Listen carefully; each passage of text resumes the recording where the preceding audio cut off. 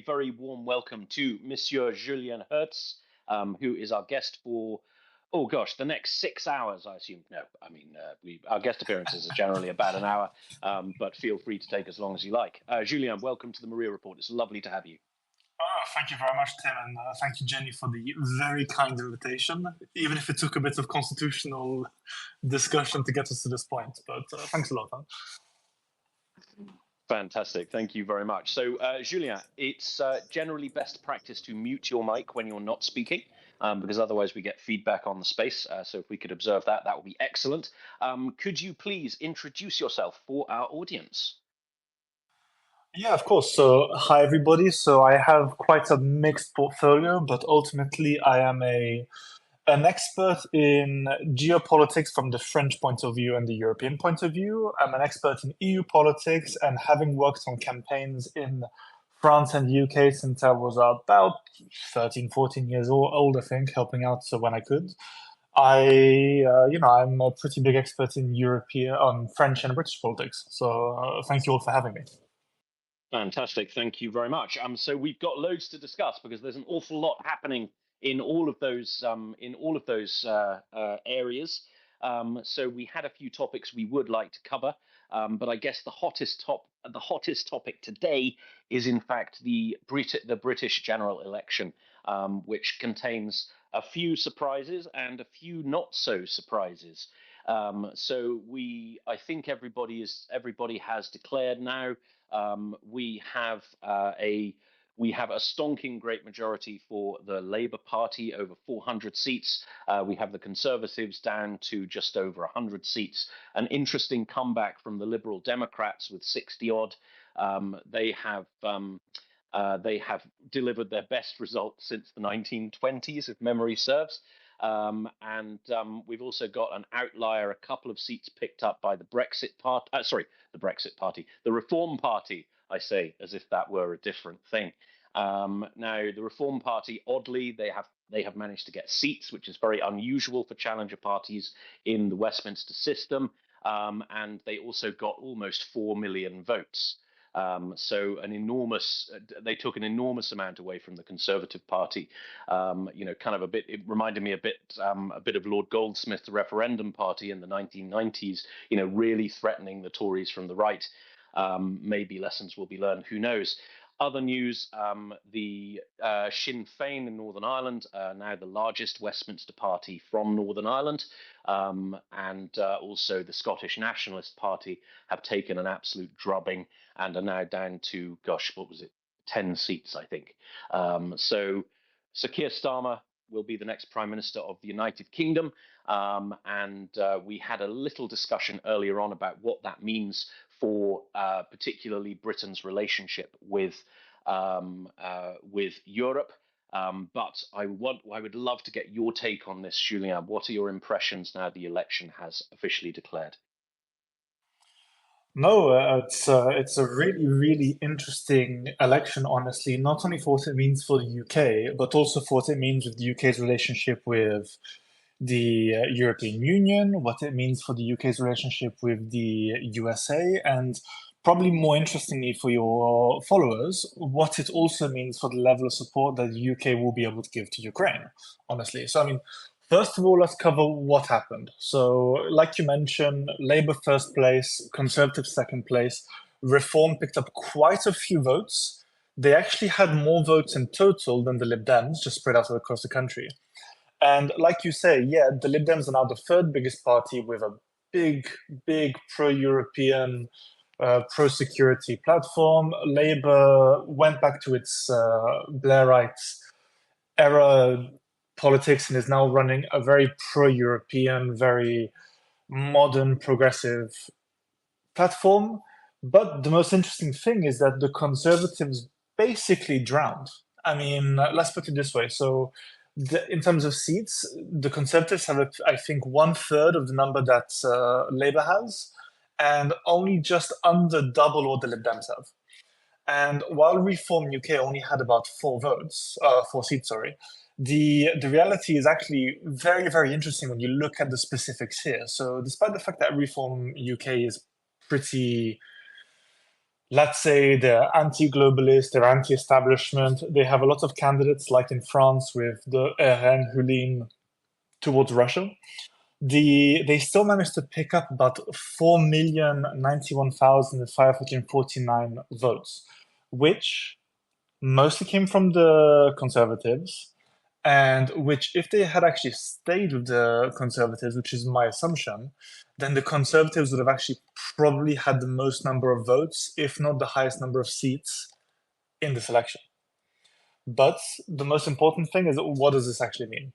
So, firstly, we now all have an actual partner in the UK. So we don't have a party that's basically being run on vibe politics and pointing at migrants and saying they're evil, or saying we should get people in to work the fields because nobody else wants to.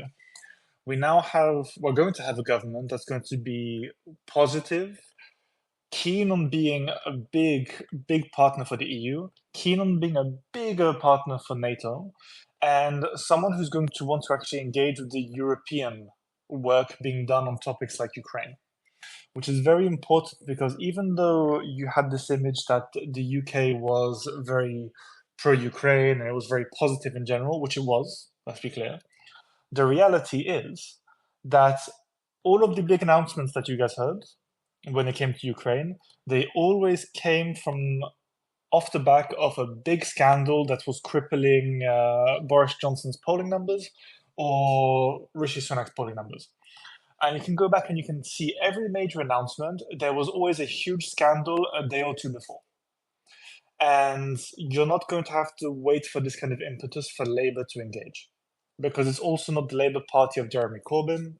It's also not the Labour Party that was very close to Jean-Luc Mélenchon in France.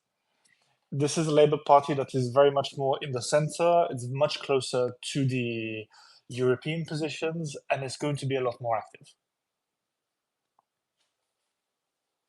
Sure, and this is an interesting one, right? Both from a Ukraine perspective and a European UK relations perspective. Now, my take earlier on was that, okay, so we had in the Boris Johnson and Theresa May administrations, we had a very adversarial approach to the EU. And that was probably more adversarial under Boris Johnson than it was under Theresa May. However, we did get to the trade and cooperation agreement, which is, the closest bilateral relationship that the European Union has. Nevertheless, for countries that are as integrated as the UK and the European Union are, it's not really adequate, right? It's from a from a kind of a raw trade perspective, and also the mechanisms it creates, they'll do for now, but they're really foundations to build on, rather than the final the final settlement between the two. And I kind of agree with you that with a Labour government, we're going to, it's kind of a fresh start, right? I mean, Rishi Sunak was a fresh start to an extent, but this is a new party. It doesn't have the same political baggage as the Tories. And so, there could be a new era of better cooperation and a softening of relations between the two parties, right, Julia? Yes, exactly. And I mean, we have to also take that agreement into context. So if you look at what actually happened, the Brexit negotiations were hard, and they were much harder than needed to be in the first place because of the fact that the UK was constantly playing to its domestic audience with messaging towards the EU. And this made everything incredibly difficult because you had politicians and the Brexit secretaries and the conservative leaders constantly aiming their political weapons at the EU and saying, these people are evil, they want to destroy you, we're going to do whatever we want, they can't stop us. Which is why we ended up finding these trade agreements that were very, very weak because the fact, or no, let's not say weak, but let's say problematic. Because the fact that the EU simply couldn't trust the UK to behave like a strong actor. I mean, for example, one of the big examples was the fact that border checks on goods coming into the UK weren't actually being enforced until I think very recently, if they even are being enforced now, because the UK physically wasn't able to do it without crippling its economy. And this is why you had lots of these things like the border checks between Northern Ireland and the UK, and all of these issues constantly being brought up, because quite simply, the EU didn't trust the UK. And this is something that's very important when it comes to international politics. And this is where, for example, as many of you know, there's been a huge effort to keep relationships strong between the EU, the West in general, and Ukraine. Because if you don't have that trust between partners, you can't work, and you can't really do something that's open. You can't be strategic. You can't be tactical. You have to be defensive.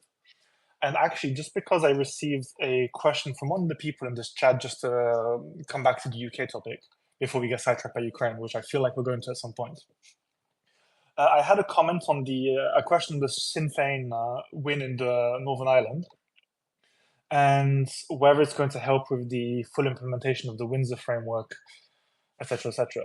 Now, there is an issue on this topic where basically, again, it depends entirely on how the UK government behaves. Now, I think that it will help. So the Windsor framework is what governs the passage of goods between the UK and Northern Ireland. And what effectively it is dependent on is the Labour government being a strong partner and the EU recognizing that and everybody coming forward to work better together. And I think that it will have an impact that is positive.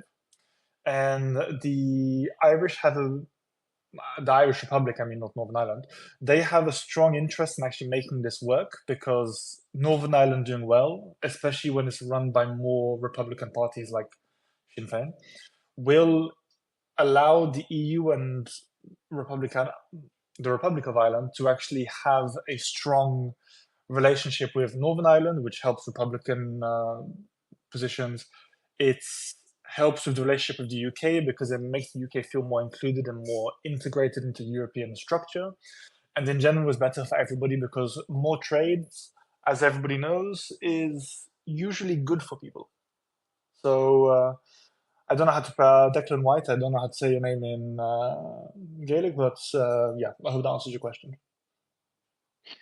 Thank you, Julien. Yeah, I mean, the Northern Ireland is always going to be a tricky one, right? Because it's essentially an attempt to forge forge an accommodation between two completely exclusive positions, right? So, and one of the issues is that both of the positions are kind of equally valid, right? And it's got added complications on top. So there is the territorial integrity of the United Kingdom, right, which is kind of civilizationally fundamental. And then there is the European Union's right to protect her market. And I think what we saw was the two sides driven towards harder and harder lines, and I think when it comes to Northern Ireland, I think there is blame on both sides, right? So there is the insistence from the European side of a kind of a kind of very strict binary. You are either you either have this status or you have that status, and there's no spectrum for accommodation in between those things. And from the UK side, it was like, well, we're either territorially integral or we're not. And neither side succeeded in really creating a happy medium that satisfied everybody. And so the whole thing turned into a bit of a dog's breakfast. I mean, to give specific examples, right? Do we really think that the possibility that British products might cross the border into Ireland is a threat to the single market, right? And I ask this because there was a comment from an unnamed European official about this, and he used the example of olive oil.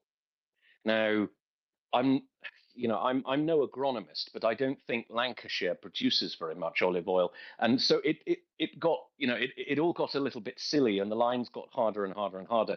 And I think with this reset, we could see a more kind of a more pragmatic approach where it's recognised that both sides will, like, neither side of this will have it perfectly, right, Julia?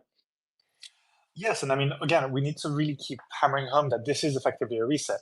But to come back to what you were saying, so there's a lot of really interesting things that happened around the discussions with, for example, the damage that things could do to the single market. So, for example, your point on olive oil. If I remember correctly, and to be fair, it has been a little while since I worked on the whole post-Brexit trade situation with the EU.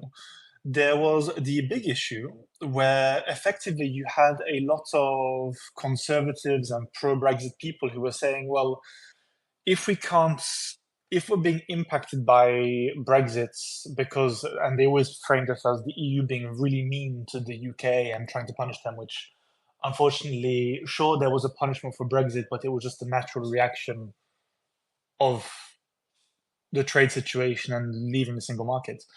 There was a lot of things where there were people suggesting that, for example, maybe what British sellers would do is they would buy olive oil from outside of the EU, repackage it as a British product, and then sell it in the single market to sort of make up the shortfall when it came to these things. Or, for example, there were things on American beef and American livestock and chicken being used to create products, despite the fact that they didn't necessarily meet the sanitary and the scientific requirements of the EU single market, and then selling these in the EU, which would effectively be illegal.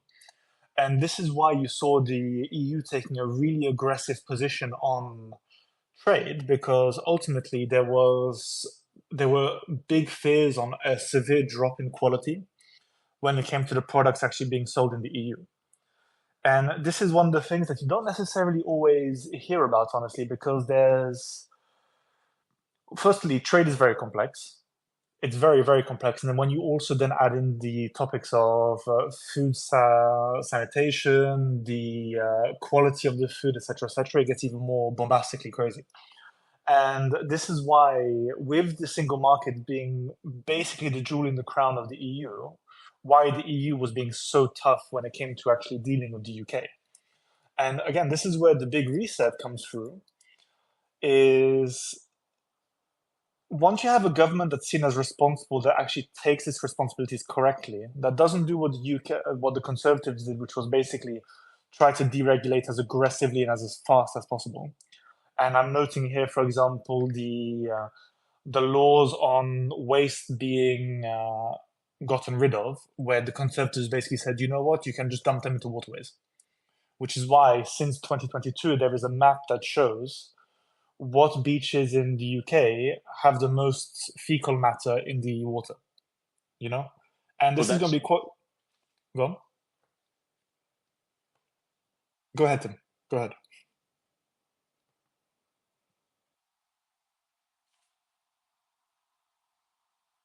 Or I can continue. I mean, so there's these kind of... No, go ahead, Tim, please. I was talking. Oh, Yeah, you muted yourself, I'm afraid. Are you having audio issues, Tim? I think he may Yep. be. Yeah, he did have audio issues. Okay. And just to check, no one's having audio issues with me, are they? Can you guys hear me correctly? Yes. No, you're Perfect. coming in perfectly clear. Nickel, c'est super. But yeah, so just while Tim maybe tries to resolve his issues with the audio. So this is why you had, for example, a lot of the this focus on a lot of the sanitary issues in the UK. So, for example, and this isn't me being hyperbolic, to be honest, because it was a big impact with EU waterways around the coast as well. There was a lot of fecal matter that was being pumped out by water treatment agencies, like I think Thames Water or something, where they basically ended up because they were deregulated, they didn't need to treat the water as much, so they just pumped it out into the ocean and into the rivers and the waterways and everything, which led to a spike in things like E. coli. Which again, this is why having a Labour Party that has indicated and shown that is very much pro science, not necessarily pro-regulation, even the socialists tend to be, but very much pro doing the right thing and actually regulating to make sure people are healthy, is very important, to be honest. So, yeah. Tim, you wanted to say something? Yeah, sorry. There's a bit of mythology around the water quality thing. What actually happened was the UK simply got better at measuring a problem that was already there.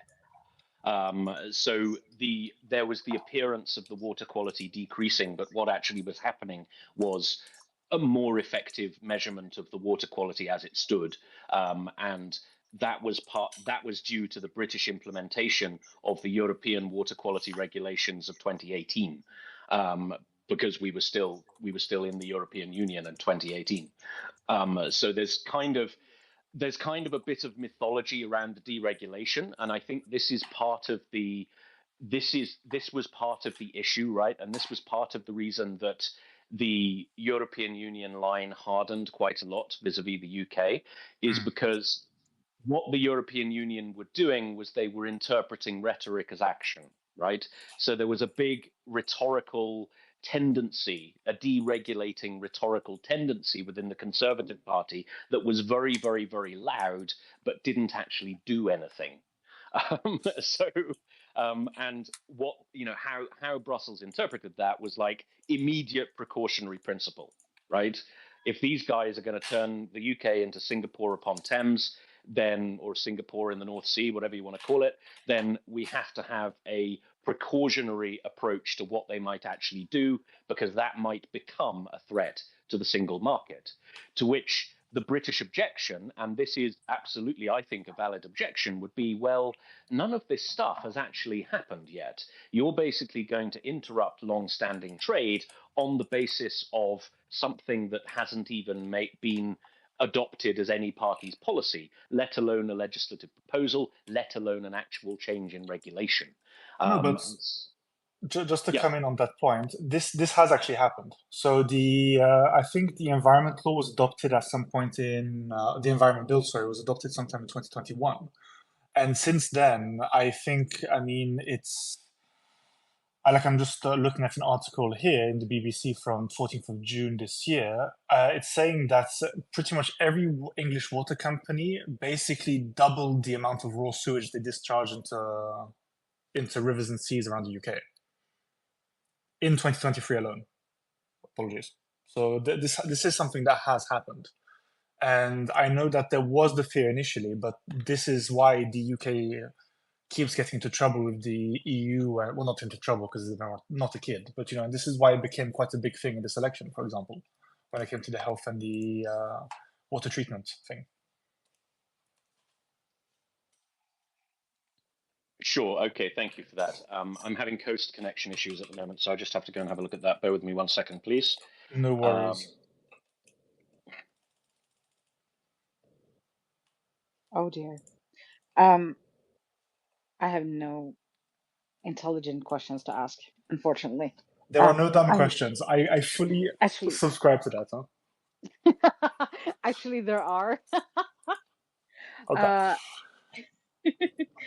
I've never been interested in politics, and I got into geopolitics like 2 years ago. You did the right thing. You did exactly the right thing. And I only got into it because of Russia's war in Ukraine, and I could see the connectors, and then I'm like, this is interesting. And so I find geopolitics a lot more interesting than, for example, the politics of my own country, Sweden. I'm just like, Swedish politics can be quite interesting as well, to be fair, no? Really? Yeah, it's there's lots of interesting dynamics when it comes to a lot of the defense topics and a lot of the. It's not interesting in an actual interesting way, and more in a morbid way. The immigration discussion around Sweden, for example. I guess I just really. I have never really bothered. I barely keep track of who is our prime minister. I know general party that's in charge, and then that I'm like, this is good enough. That has been my policy for as long as I can remember. But then with the geopolitics, I find that a lot more interesting when you can see how the different countries are working together or working against each other. And when it comes to UK politics, I don't know enough. I I mean, really don't. honestly, it's not necessary because people, and I mean, this is very much a general topic that this is a thing that I talk about quite often when it comes to the political sphere, side of things, because people always say, they don't know enough, or they're not interested enough, or they don't understand how to get interested in the topic. Honestly, what you've done is exactly what people should do. So, I mean, you found something that interests you, which is geopolitics. You've decided that this is the topic that you want to cover, this is what you want to go from. But for example, as a geopolitician myself, the reality is that everything that happens at the domestic level feeds up to the geopolitical level. So the international arena, when it comes to defense, security, diplomacy, whatever, everything goes up. And this goes back to what me and Tim was saying earlier, is that the UK election, for example, is a great reset because it's effectively allows the UK to sort of recover from a few, like a decade or so of chaotic conservative rule, to re-establish standards and other things domestically, and by doing so, it becomes a stronger partner pardon me, for the EU, who wants to have a partner that isn't always at odds with it and isn't fighting with it all the time. So, do you think that the UK will ever join the EU again, or do you think that they will just kind of be on the outside and being a partner? I mean, it's a very interesting question because it depends on so many things that I think not even quote unquote geniuses like Dominic Cummings would be able to give us a good idea, right? But the reality is, for example, that the UK, it's in its interest to be part of the EU, quite simply. But it depends entirely on how the political situation domestically evolves, how the situation evolves in the EU. So, for example, as a European federalist myself, how would the UK feel if, for example, in a couple of years, so you'll have had all the current candidates joined, you'll have Ukraine, Moldova, Georgia, maybe Albania, you'll have a full European Union in effect. And what that could have an impact on the UK position in terms of its total vote share and how much say it would have, This is something where a lot of these countries, like the UK, it's big complaints was we're not as powerful as we want to be in the EU. People don't do what we tell them to do. And this was the thing that Nigel Farage was constantly pumping out and saying, look, we have no power, we can't do anything, etc., etc. And this is something that if there's more members and the parliament is bigger and the council is bigger and the commission is bigger, that may be something that could be said and felt more acutely. But I think, and I have stood by this since about 2017 now, I think that I thought that the UK would rejoin the EU within 30 years. I would maybe expand that to 40 years now, but to be honest, I think it will join eventually. I don't see the value in not joining, personally myself, because of how volatile the US is, because of the dangers of Russia and China, and because of the simple fact that the EU have told the UK, look, rejoin when you want. You're not going to have the opt-outs and all of this kind of thing, but you will still be there. I mean, we will still be there and you'll join. But it also depends on if the EU still exists in 30 years, which is another issue. Thank you. Thank you very much for that. I just want to apologize. I'm having absolute tech nightmares here. I keep bouncing up and down. I keep losing my mute button. So I do apologize. I just wanted to jump in on that topic, if you don't mind, Jenny. I think you make an important point, right? It depends whether the EU still exists. And I'm not one of these people who believes that, I'm not the Daily Express, right? Believing that the EU is constantly on the verge of collapse. But I think a better way to frame that question would be the UK might join the EU in a number of decades, depending on which form the EU takes in the future, right? Because it seems very clear to me that the Treaty of Lisbon is an inadequate formulation for achieving what Europe could achieve. And it seems to me that the federalization of the kind of Carolingian core of the EU, so by that I would say Germany, the Benelux, France, Spain, Portugal, Italy, that would seem to be a very that would seem to be the only rational way forward for Europe. And this would, of course, leave some members in the dust. So there would be a need for, Javier Solana's dreaded two-speed Europe. There would be a need for a looser association around the edge, probably including the UK as well. I mean, I know you're a promoter of European integration and European evolution. Good to know your thoughts on that, Julien. No, yeah, and I mean, to be honest, this is the case, really, because it is really one of those things where we have to see how the EU is going to evolve. I mean, as you say, Lisbon was good for its time. Lisbon brought us forward, it pushed us forward, it helped us develop the EU that we know today. It was beneficial to Europe, but it didn't go all the way. And the question is, again, so for example, to all of your listeners, this is something it's very, for example, what kind of Europe do we want? Do we want a more federal series of states a la USA or Germany? Do we want a more presidential united Europe that is more along the lines of countries like France, for example?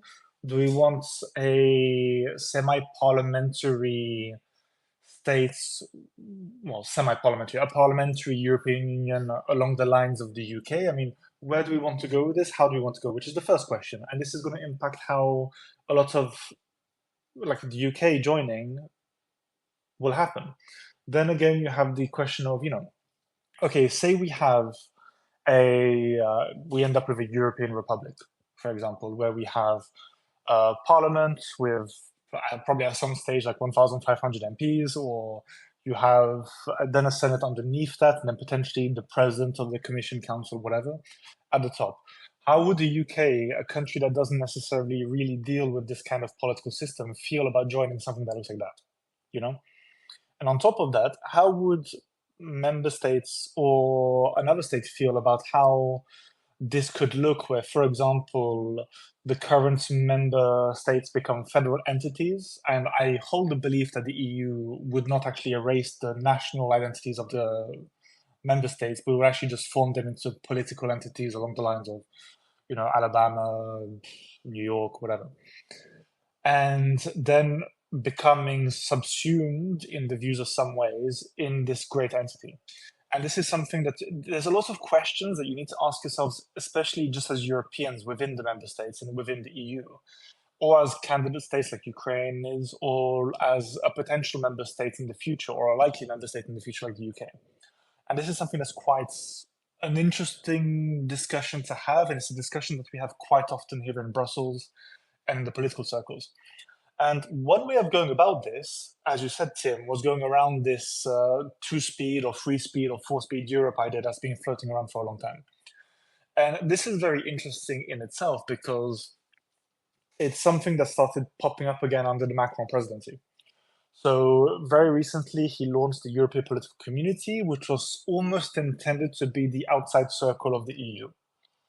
And this is something that was sort of formed to combine with, the European neighborhood and all of these kind of instruments that are used to maintain the relationships between the EU and its neighbors. But then you have the question, how would you go about a multi-speed Europe inside of the European Union right now? So, for example, what would you have? Would you have the original states like Italy, Spain, Luxembourg, Belgium, and Germany all forming a core where they're basically indistinguishable from one another? That's quite a tough ask because, for example, just taking the question of strategic autonomy, well, actually, no, I'll take something that makes a little more sense to your readers, or to your listeners, sorry. The question on Russia. Already in that segment, so those original member states, you have three different positions. You have the block Russia at all costs position, you have the keep them at arm's length but work with them, and then you have the position of, well, we can hope that they're going to get rid of Putin, so we'll work with them and continue over, already something that's quite consequential as it is, but isn't necessarily existential for the way the EU functions.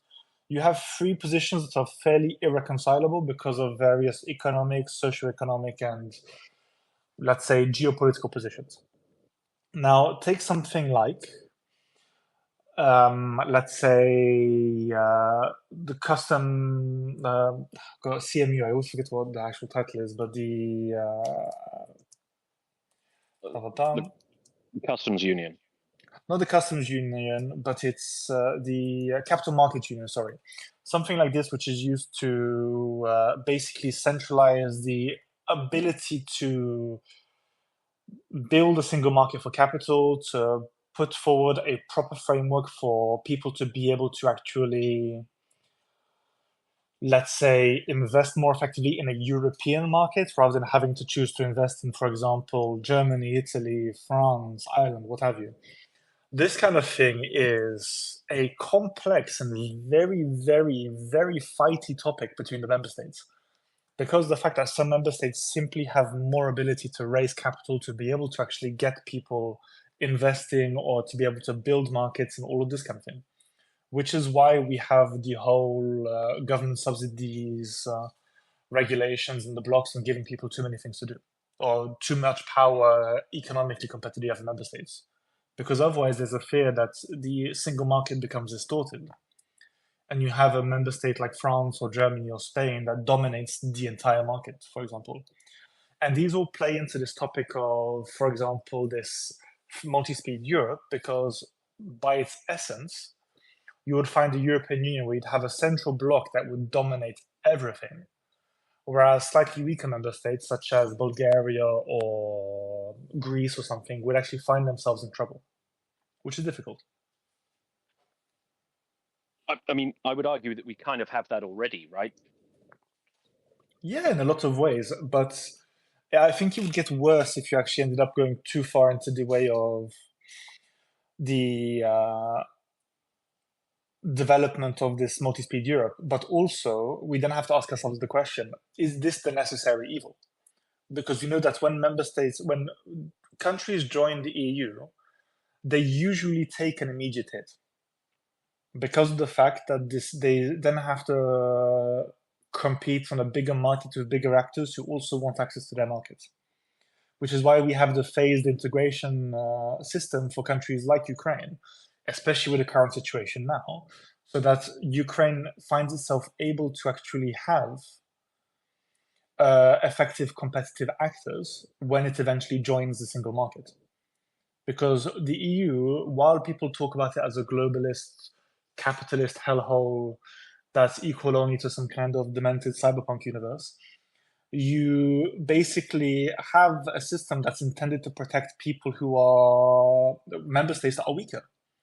And we sort of need to strike the balance between pushing forward and driving forward to this great European dream and this great European project, and also making sure that we don't leave people behind. Because we cannot, and okay, I'm putting on my social liberal hat on right now, but we cannot develop the EU that leaves European citizens behind in the dust. To give a very long answer to that question, Tim. Sure, yeah. I mean, I understand that it's not a simple issue, but I think a lot of it is like one of the things I complain about on Mriya Report quite a lot is a kind of lack of political salesmanship. So there seems to be a collective failure on the part of not just European, but I would argue Western politicians to grapple with difficult ideas and sell them to the populace, right? Because we're democracies, sure, but our democratically elected leaders are just that, right? They're leaders. Part of their job is to it's a symbiotic relationship between the two, right? We give them ideological guidance through our vote, but they are the ones that have to come up with and sell the grand ideas of what is ultimately in our civilizational interest. And I think one of the things that the European Union is particularly bad at is selling those ideas to the public. And I appreciate it's not easy, right? Because the EU structures are kind of in a double bind, right? Because if they don't sell ideas to the public, they're seen as remote and out of touch. If they do, then they're seen as propagandizing. Uh, so there's always a cynical tendency that will, that will damn them either way. But I think what we do need to see, particularly from the EU, particularly from national politicians, is a greater willingness to say, look, here are the challenges we face civilizationally. Here are the existential problems we have, not just as countries, but as the European Union.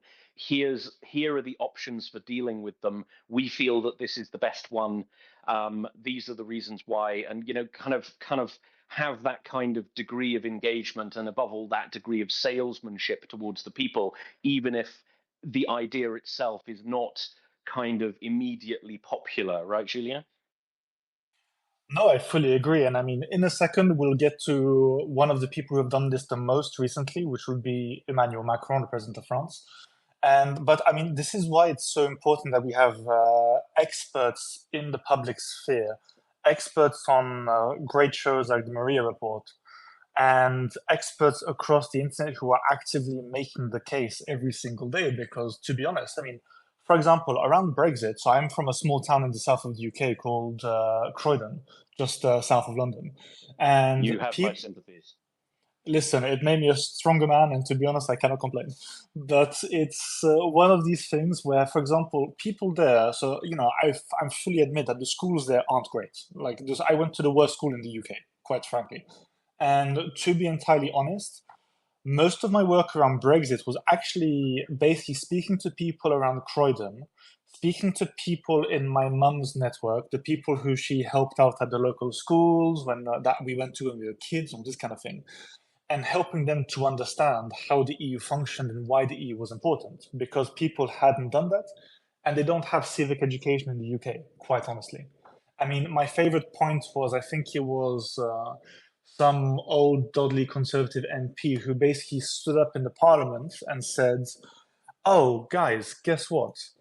What's going to happen is that in 2021, the Lisbon Treaty will be completed." And I was just sat there like, what the fuck are you talking about?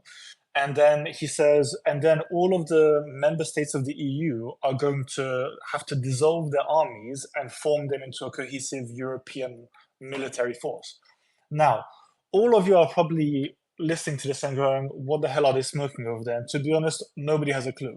But the fact that the Lisbon Treaty was pretty much done by, like, I think, early 2008, and the fact that I don't think a single member state would willingly just dissolve its military all of a sudden just to lose all power, it made zero sense. But I had to spend weeks of my hopefully very long life telling people that it was complete nonsense and that the Lisbon Treaty was pretty much done and dusted. I mean, it was pretty much concretely finished. But again, this comes down to the fact that, and this is my bugbear across all politics, we need better education across Europe.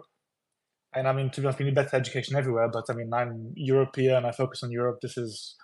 You guys are my people, and I'd rather you guys have a better education than Americans, to be quite honest, even though if it would help if they did have better education. But we need to have better education on the EU and civics here in the EU. We need to have a better explanation of how the EU functions. And we need to get better at promoting the kinds of people who can make the EU easy to understand for the people who need to understand and who vote every 5 years in the European elections. And this is why presidents like Emmanuel Macron are quite helpful in several ways. But we can get to that in a second when we get to the French side. Absolutely. I couldn't agree more. And I think this is one of the areas where I'm actually quite jealous of the American education system, right? Because the American education system, at least at the high school level, creates really good Americans, right? I'm always astonished. Like we have a very large American audience and a lot of Americans in our co-hosting team. I'm always astonished by like the average level of political knowledge of the American, right? Because like the degree to which they understand their own political system is just quite extraordinary, and you don't see that in Europe. And this is because in the American education system, they have this really, really strong focus on civics, even at the expense of kind of more detailed subject teaching in, I don't know, English literature or maths or whatever. So there are some that argue that it possibly goes the other way. It possibly goes too far that way in the United States. But nevertheless, there is a balance to be struck, right? And I do agree that civics teaching, particularly in the UK, is pretty abysmal. Okay, so perhaps it would be a good moment to pivot. Two ways we could go from here. We could either finish off the European Union by talking about Hungary and the presidency of the Council, or we could pivot to France. I'll leave it to you, Julien. What do you want to do? I mean, let's go for let's switch to the Hungarian presidency right now, because there's something quite interesting for your readers, for your listeners. Sorry, I keep saying readers, but for your listeners, that could be quite interesting on the fact that Viktor Orban has basically gone completely rogue, and he is trying to single-handedly negotiate with Russia how to end the war in Ukraine. So okay, so let's start from first principles. I have explained exactly I have explained exactly what I think the Hungarian presidency of the Council means, but perhaps it would be best for you, an actual expert, to explain that to the audience. So, I mean, thank you very much for the kind words, to be honest. But and it's always nice to be able to explain this to people, because the EU is quite complicated. So, I mean, you guys all know the European Commission, you know the European Parliament, but the one that confuses everybody is the Council. So, effectively, you can put it in the easiest way that I've found of explaining it is that the European Council can effectively be split into two. So, you have the European Council, which is where the heads of states, and meaning the presidents, the prime ministers, and everything, come together to discuss the key points of the European Union, how to develop, how to move forward, and they vote on important things. But this is also combined with the work of the Council of the European Union. And this is why it's complex, is because, so alongside the European Council, which is the heads of states, all of the national ministers for the various ministries all meet in various configurations in the council.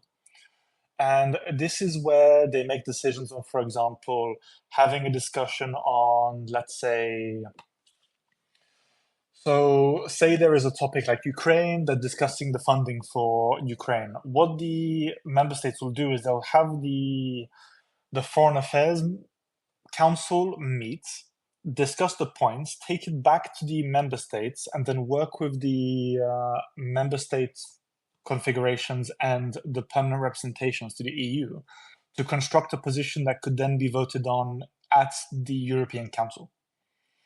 And this is where the rotating presidency comes in, where every 6 months, every 6 months you have a member state who takes over in 18-month rotations. So you always have blocks of 3 member states that work together to create a big program on how to drive the work of the EU forward. But this position is effectively a coordinator. It is not the president of the EU. It is not the president of the council, of either council for that matter. It is purely the member states as part of a rotating trio who ends up taking over effectively the administrative and the coordinating work at the European Council level. And currently that is Hungary. And like usual, the position of the title completely went to Viktor Orban's head. But I guess you have some questions on this, Tim, and I don't know how deep you went into this earlier. Yeah, that's okay. So my understanding and explanation was broadly correct. The way I've been framing, because I agree, right? The press is particularly bad at this, right? Because they say, oh, Hungary is now president of the EU. It's like, well, no, that's not how it works. The way I've explained this is basically the council, as that is the Council of Ministers, is a legislature. So it's sort of a Senate, and Hungary's presidency of it means that Hungary basically gets to be Mike Johnson for 6 months and gets to control the legislative agenda. Is that a correct explanation? Yeah, effectively. I mean, it's basically the Council of the EU is basically the co-legislator to the Parliament, and they help them to write European laws, and then basically the Council presidency basically helps them to coordinate and make sure that it drives their agenda forward. So yeah, basically.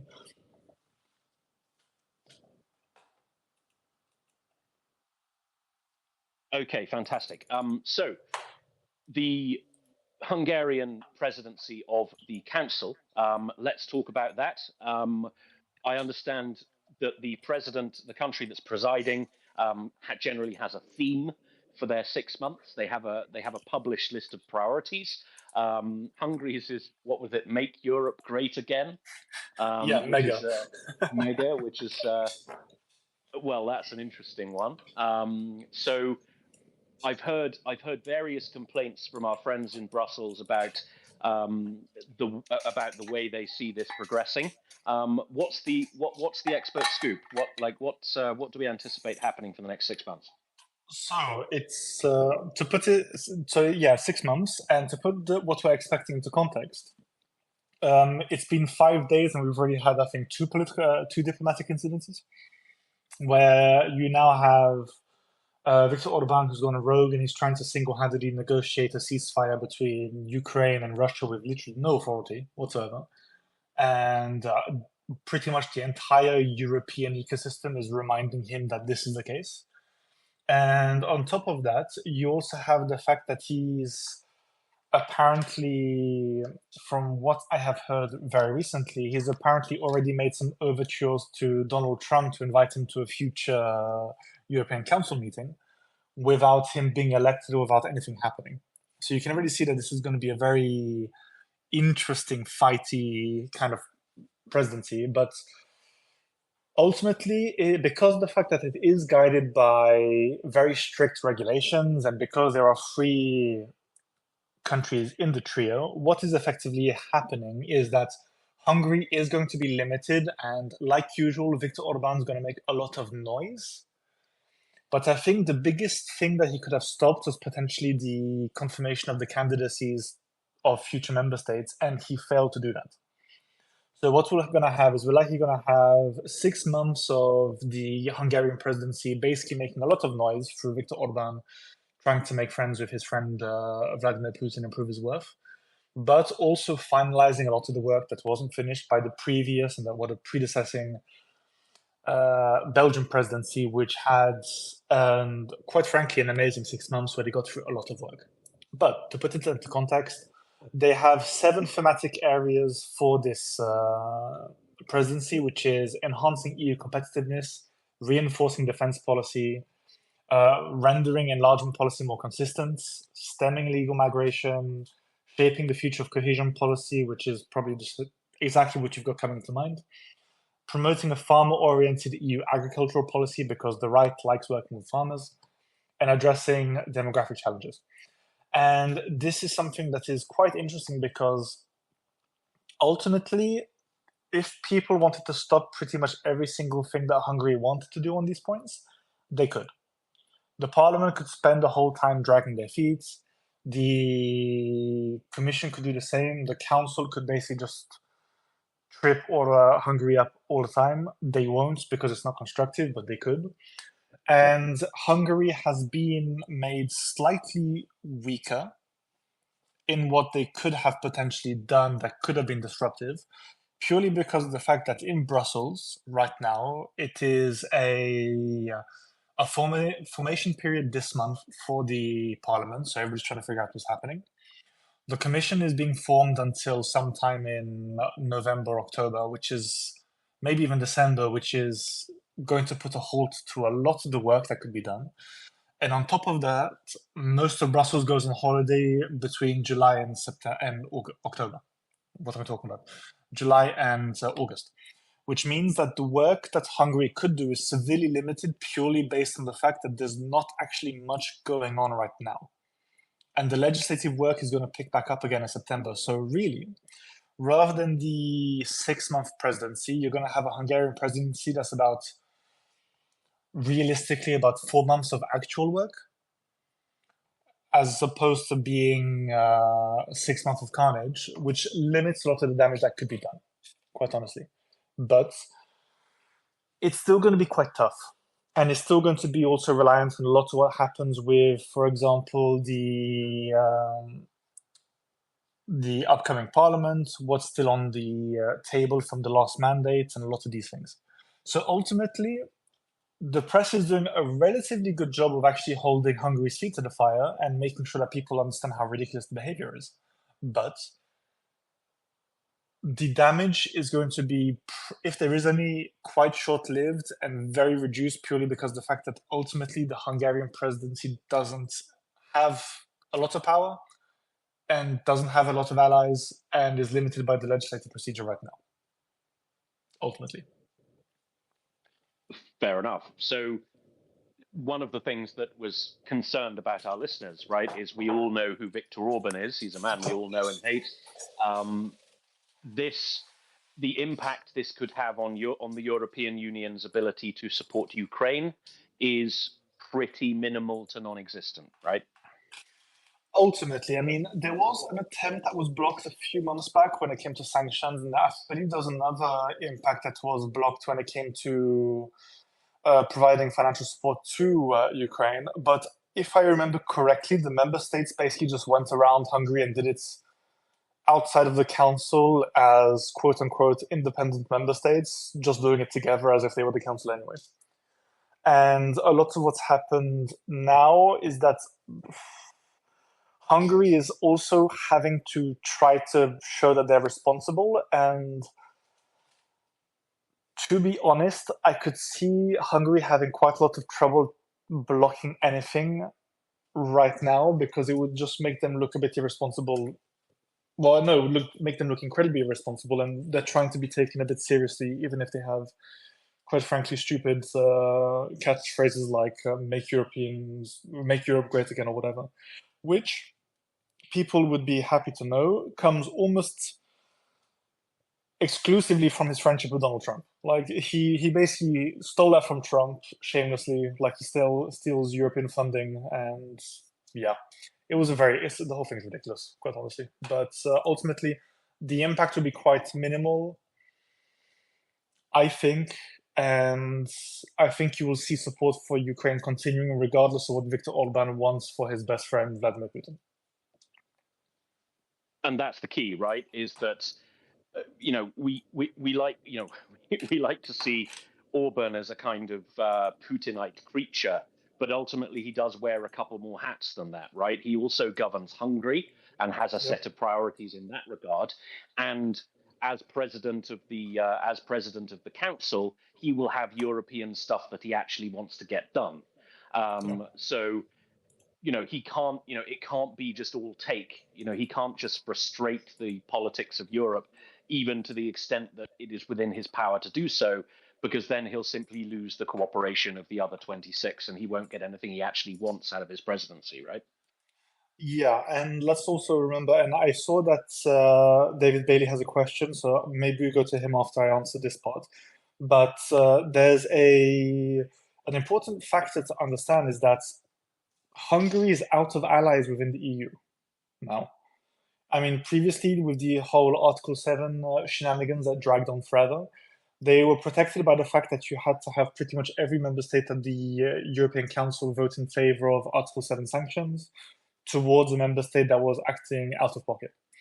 And what's happened now is that since Poland have become more pro-European in government, and you've got the PIS who fell out of government and were defeated by Donald Tusk, Hungary cannot keep playing the same silly games it was before. And we saw recently that Hungary was deprived of funding for, I think, a month or two or something, because of the fact that it was behaving in a poor manner. And it was behaving in a way that was in contravention with European values and all this kind of thing. So there's a lot of consequences should Hungary and Viktor Orban decide to continue being disruptive. And this will weigh on his mind. And on top of that, if he wants to genuinely be taken seriously and get things done, he cannot keep playing silly buggers, he cannot still keep playing the fool, and he can't keep playing Putin's patsy, basically. Fantastic. Thank you very much for that, Julien. Okay, we've got a couple of hands. David Bailey, welcome. Yeah, thanks. Hopefully the sound's okay, and hopefully I don't get cut off in the middle of the question. But thanks very much for joining us, Julien. It's fantastic that you're here, and really, I think we're all made up that you're joining us. The question I've got is this: that we kind of we lack a certain level of strategic leadership, but also we lack a certain level of ideology. And don't get me wrong here, I'm as anti-ideology as there can possibly be. Nevertheless, there are core values which are key to Europe, which are at the heart and which are universal. But we seem incapable of making that argument. Part of it is historical, part of it is because the European Union is only 50 years old or so, and the United States itself is not that much older. But I mean, if I look across the political landscape, you've got kind of this, you've still got this kind of socialist tendency, clockwork method of government that doesn't work, but it's still kind of a valid way of moving forward. Then you've got free market, liberal economics, which is recently been kind of let's say discredited because of the financial crisis. If you're a young person looking for a political philosophy, you're going to struggle to find it, and that's one of the reasons I think that people end up falling into the trap of conspiracy theories and ultra left or ultra right wing philosophy. What would you say to that? I mean, we see people like Ursula von der Leyen and Kaja Kallas and Roderick Kiesewetter in Germany, who do seem to have a clear handle on where the emphasis should be in terms of philosophy. But from European Union in general, from politicians in general, it's like we're struggling to put together a core agenda of what's important about being European, what's important about being the United States even, and what's important about being part of the global alliance of, let's say, open societies. The only thing that I've found on the horizon here is Benjamin Tallis's neo-idealism as a kind of way forward. What would you say? Do you have any comment on that? Oh, I have thousands of comments on that. That would keep us here for 2 weeks, I think. But I mean, I think that's a really great question, David, because I mean, don't get me wrong. I mean, even though right now I'm very big on politics. This is my life, my passion, my career. I was very much when I was younger. I wasn't taught anything about this, and I'm lucky that I had parents who gave me, two French parents who gave me the education on Republican values and what it means to be a good citizen and what it means to be a good person. That kind of drove me to the point that I was spending my free time reading up on politics on Wikipedia and this kind of thing, rather than paying attention in class. Don't tell my teachers. But I think the important thing to do is that we need to, first of all, there are two things that we need to teach young people in school that would help us enormously. This would be civics, so explain to them how governments work, how politics functions, what political ideologies are, and how to go about, navigating this in a positive way. Because this is the important thing. It has to be positive. And I'll get to that in a second as to why. But the second thing is to teach people critical thinking, because people struggle to really put together a coherent sense of views or coherent way of thinking that isn't simply, this sounds good to me, or I really like this person, or I really like this idea, which means that anything connected to it is perfectly correct. We need to get people out of that sense of thinking. And for example, so why I say this is because when I was younger, I mean, I have no shame saying this. I grew up in a really rough area. I grew up in Croydon, lots of gangs, lots of problems, lots of poverty, everything. People were disenchanted. And I was, because I was really into video games as a kid, I used to browse a website called 4chan. And as people who have been onto 4chan know, that is where a lot of the current groupings of people who are very pro-Trump, very pro-Putin, very hard-right, very borderline to the extreme of the far right, basically developed because there was lots of really fascist tendencies. There was a lot of really violent things on the political discussions on that board, which leaked into everything else. And this had an impact in the way a lot of young people grew up thinking of politics. So, we're being robbed, the governments are against us, blah, blah, blah, blah, blah, blah. And a lot of anti-immigration rhetoric actually developed on there too. And this actually played out quite effectively during the French presidential elections in 2017. Because out of curiosity, I went there and they were actually over there coordinating to help make Marine Le Pen win because they thought that she was the closest thing to what they saw on there, effectively. And this leads to young people who don't have a better education. And we see this on other forums like Something Awful or various forums on the website, and now on Twitter, on Facebook, on Instagram, and TikTok. You see a lot of young people being radicalized because they don't know any better. When you're young, you're emotional, you have emotional reactions to things, you're not necessarily taught how to handle all of this, and obviously the hormones create absolute havoc. And if you don't have something counterbalancing that toxic information you're receiving, there is a very good chance that you're going to flip and become more extreme in the way you think. And that almost happened to me, And I had a small education when it came to, Republican values and everything, which effectively kept me away from this kind of thinking.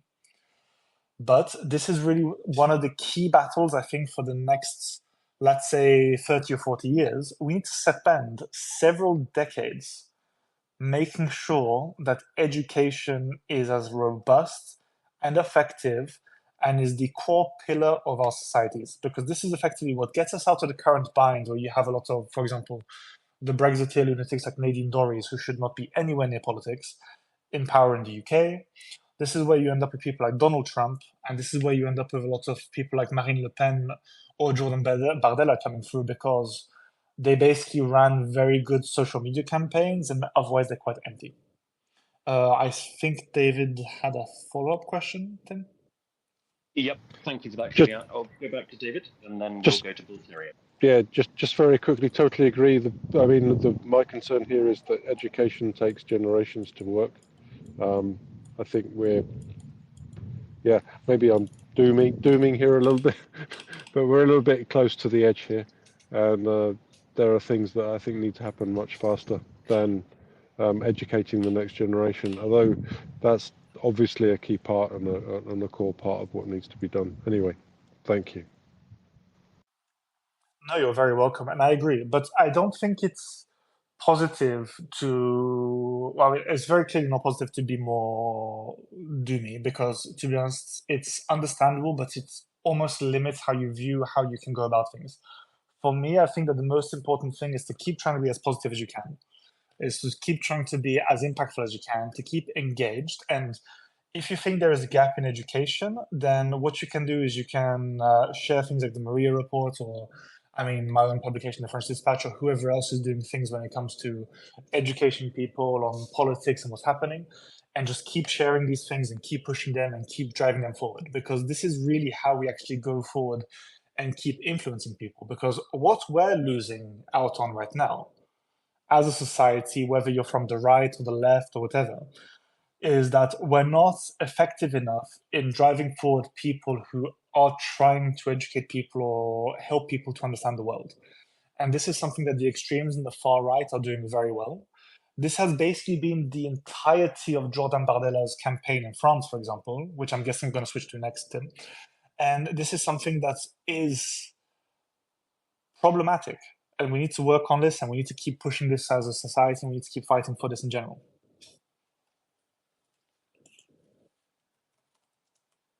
Okay, thank you very much. Okay, we have a question from Bull Terrier, and then we'll move on with what French politics doing. Bull Terrier. Yeah, hi Tim and Jennie and Julien. Yeah, really interesting discussion. I just wanted to make a point that critical thinking is actually in the UK school curriculum and very much in the International Baccalaureate, the IB curriculum. I mean, it probably could be more effective, but my assessment as an educator is that there's a huge lack of this in the USA, and it's to do with the way that the education systems are devolved to the States. But that was just a comment, really. My question, going back to the discussion about Orban, is why do we think that Orban is going to see Putin after talking to Zelensky? Because he must know that Ukraine is not going to agree to a ceasefire, and particularly that he's just spoken to Zelensky about it. So why is Orban going to see Putin? Is it for domestic market, or is it a message to the EU or the USA, or what? I think it's several things, and thank you for the question and the comment, Bulterio, because to be honest, I mean, look, I left the education system in the UK, graduating university when I was, I think, well, back in 2015 or something.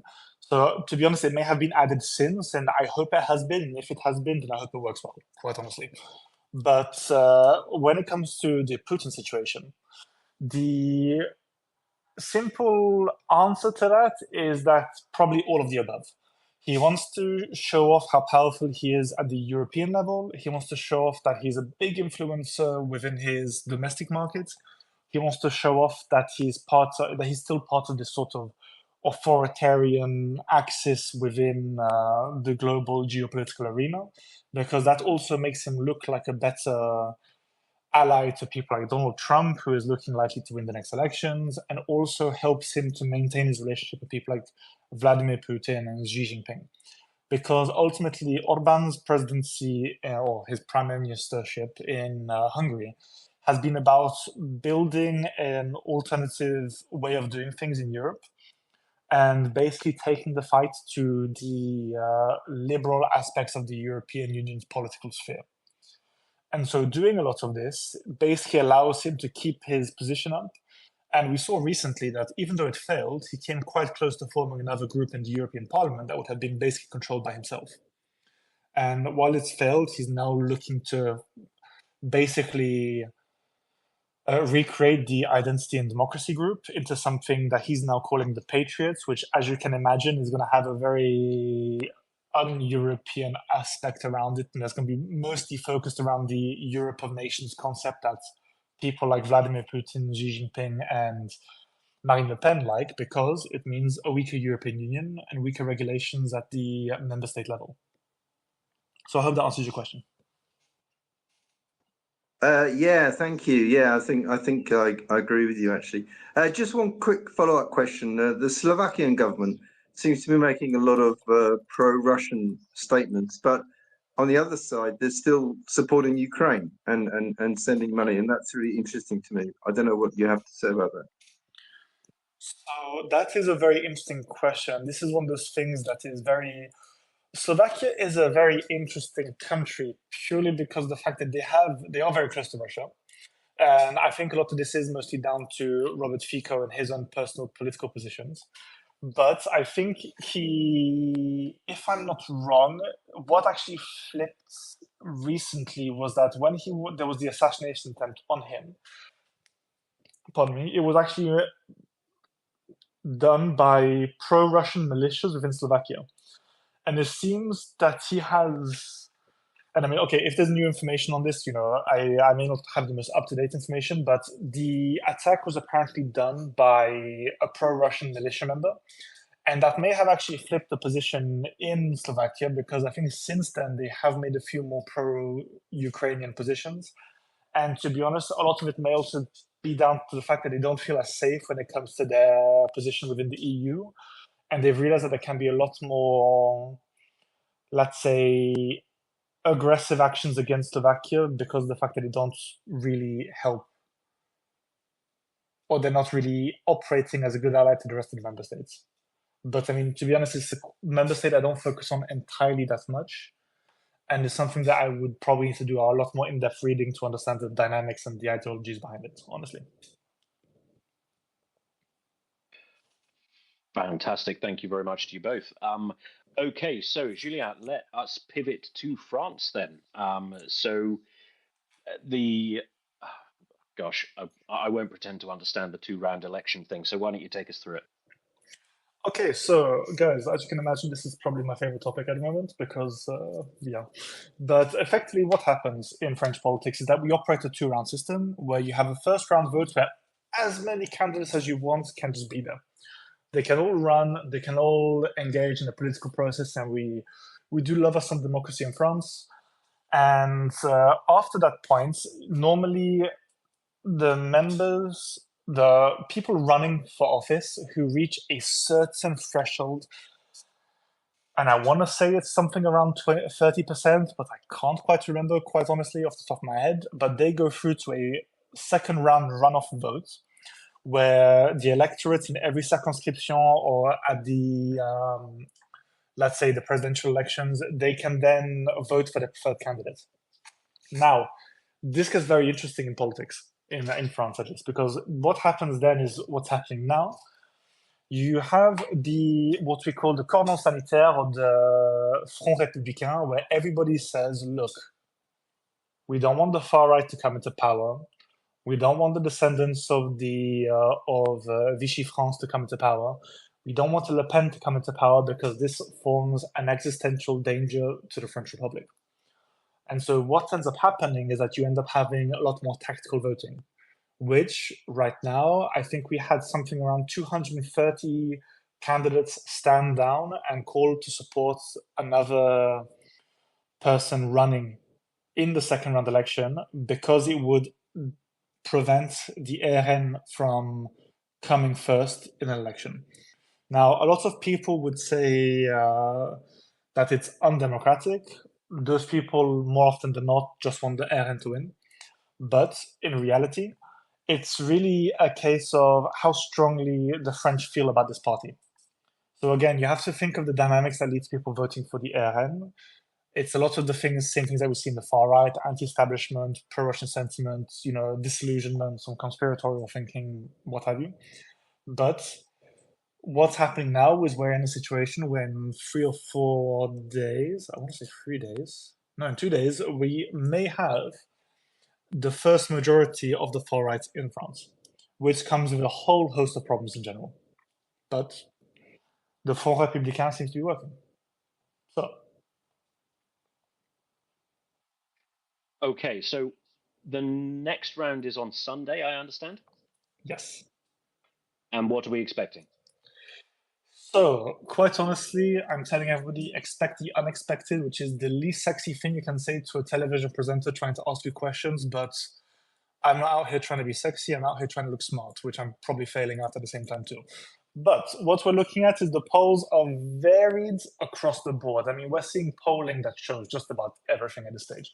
So currently, what I've seen is I've seen polls where the RN are winning as many as 250 seats, and I'm seeing polls where they're winning as little as 190.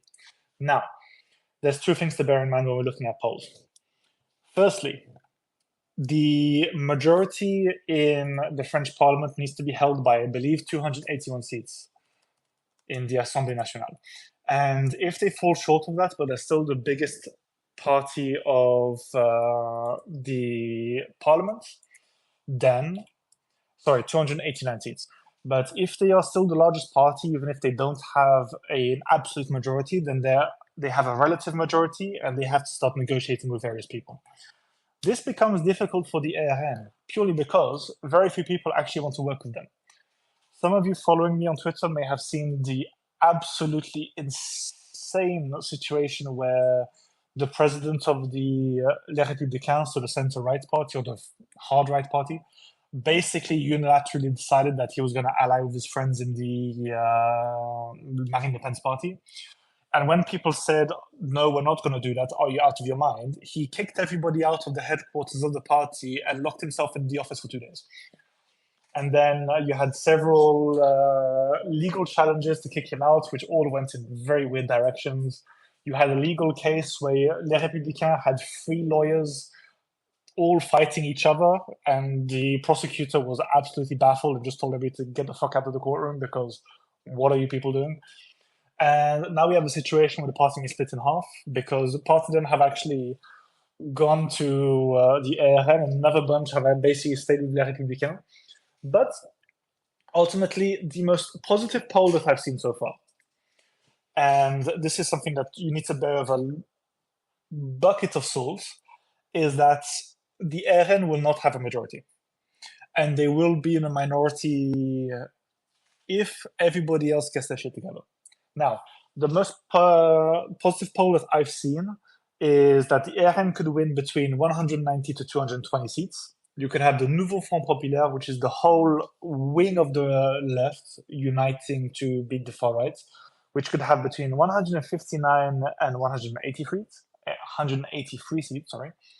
You could have Ensemble, the liberals in France, having between 110 and 135 seats, and Les Républicains with between 30 to 50 seats.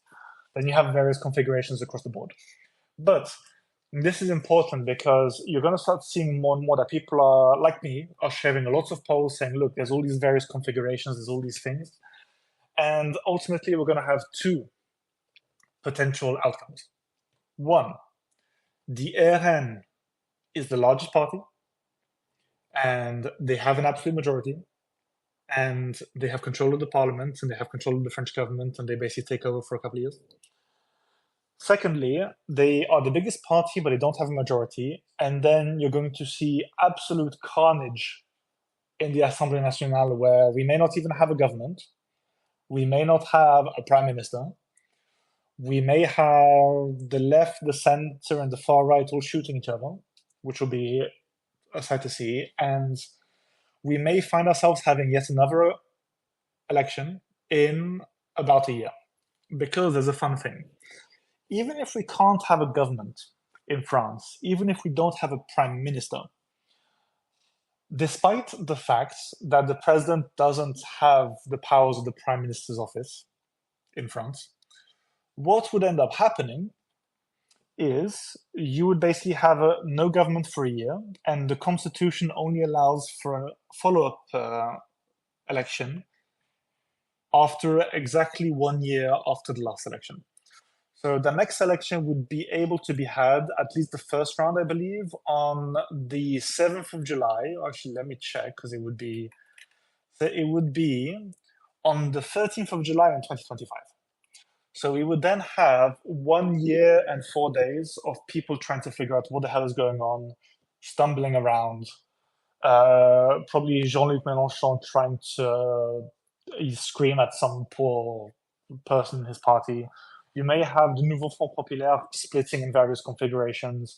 You may have Renaissance, Emmanuel Macron's party, balkanizing in several directions because you've already got Darmanin trying to form a party with Edouard Philippe.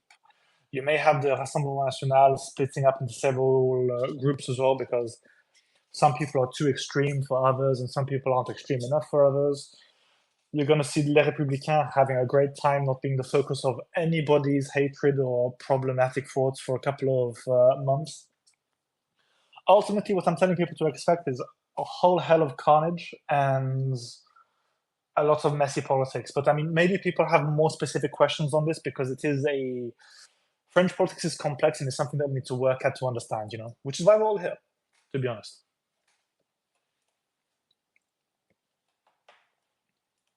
Okie dokie. Yeah, that was going to be one of my questions. What happens if you can't form a government? So thank you for asking that. Thank you for answering that one.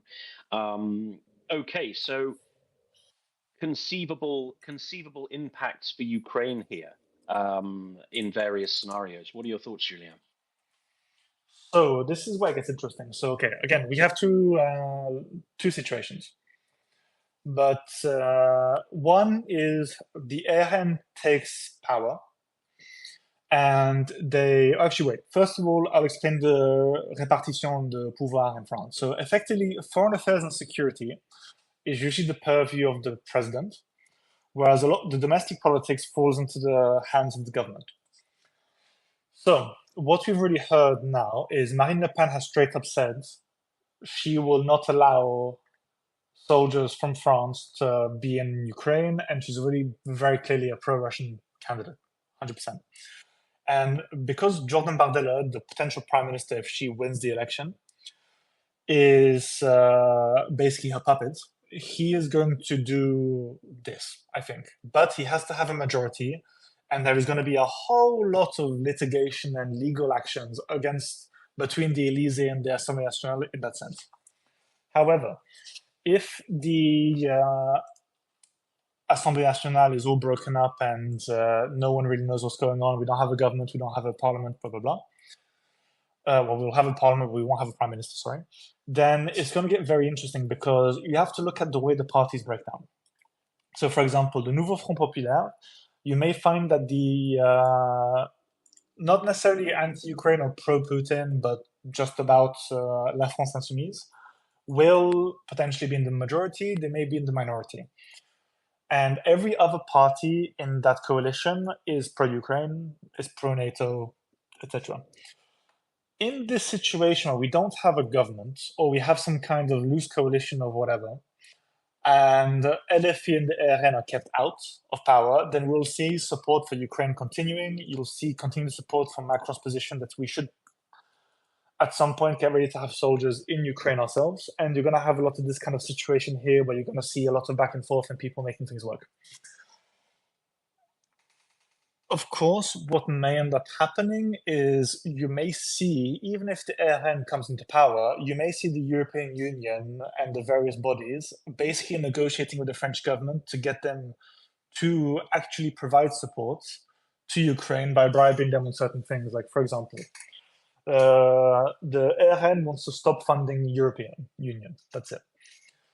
They may say, okay, we may give you some rebates on this if you agree to fund part of our support for Ukraine. They may go for that, they may not. The RN may actually trade up to get people to get their people to support Ukraine if they get stronger immigration controls in the EU and a stronger Frontex, for example. But it all comes down to basically who's in power and what the litigation that will come after the elections and when Macron starts trying to do stuff in cohabitation, if that's the case. Because ultimately, a lot of what we're trying to understand here is based entirely on what we've seen in the past. So cohabitation, so having a president and a government from different groups, happens very rarely. It's only happened 3 times in French history so far. And one time you had the right and the left, right in the government and the left in parliament, if I remember correctly. And there they basically agreed, look, you handle foreign affairs, we handle domestic things, just stay out of our way. And that worked. But we've never had a directly conflictual and conspiratorial party who has controlled the Assemblée Nationale and who has then started pushing the president's buttons. So it's very complicated, as you can imagine, and it's something that, while we can hypothesize, I very much caution people from taking any hypotheses too seriously, because quite simply, we do not know what's going to happen. And going back to the education question that we had with Bull Terrier, and I believe it was David Bailey earlier, we need to understand our own limits when it comes to what's happening in reality, and this forms part of the whole critical thinking and the civic education. We as experts need to also be able to tell people that these are the options, but there may also be things that we haven't foreseen yet, and these are going to take us into places that we don't know and that we don't necessarily understand. And I hope that answers the question, Tim. Thank you very much. I mean, I've kind of got a constitutional follow-up question, right? This is a parliamentary election. I understood that foreign policy was under the president's purview. So how much influence realistically are Le Pen's party, should they win, going to have over French foreign policy? So this is the big question, because it's one of those things that is very much, how to put this? So basically, again, this comes down to the fact that historically the president handles foreign policy, but I believe legally and constitutionally, the Assemblée Nationale can call on the Constitutional Council to say, hey, who's in charge here? And what they can do is, I believe the Assemblée Nationale can put forward laws that would limit what the President of France can actually do. And this is something that's very much a complicated and complex topic, because we don't know how they're going to go. I mean, there is a good argument that it is the president, and they'll just say, look, you guys stay in your lane, let the president do his thing, and stop being annoying. But to be honest, we've already seen in the past that basically some parties in France basically they basically push and push and push and push constantly on the Constitutional Council, and almost attempt to wear them down until they actually agree with the position being sought. So it's a very complex thing, but currently the understanding is that everything on foreign affairs and security is in the powers of the president. And I believe personally that the Constitutional Council will say that is the case. But again, we don't know what arguments will be made in favor of it being taken away from the president and being put in the hands of the parliament. But ultimately, again, this is why the Fifth Republic was constructed in this way, because de Gaulle didn't like having his hands tied back in the day, and so he created a republic that gave the president power, effectively. Okay, thank you very much. So kind of something of an open question then. That's very interesting. Okay, let's go to Voltaria, please, who has his hand up. Yeah, I just have a quick question for you, Tim. If the far right in France wins the majority, will you finally change your car? Maybe a Volkswagen, for example? They're very reliable, I hear. Well, luckily I've got options because I have two cars. I've got a Berlingo and a Mazda, so I can just lean more on the Mazda. Oh yeah, Mazda, lovely choice. Well done. Oh, that's very silly. Okie dokie. So, Julien, I don't know how long we've got you for, but I don't want to trespass too much on your time. So, if you do need to disappear, please do just let us know. In the meantime, Jennie, did you have any questions? No. I'm just enjoying the conversation so that I can learn more. And thank you, because I have learned tons so far. The French system seems very complicated and intricate, to say the least. Not sure if I fully understand it, so I'm not even going to ask questions yet. Okay. Sorry, Tim. Sorry, No Tim, you're not getting a break.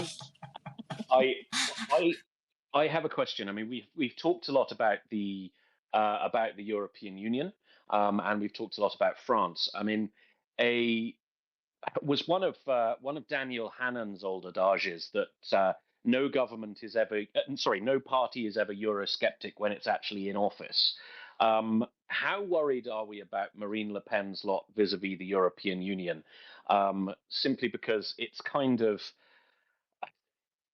I mean, the European Union and France, a Venn diagram of that is not quite a circle, but it's not a circle either, right? It seems to be that there's a very, very extensive and intricate degree of integration between France and the EU, and one wonders exactly how much impact an election cycle could actually have on that, especially given the divisions of statecraft between the president's office and the government.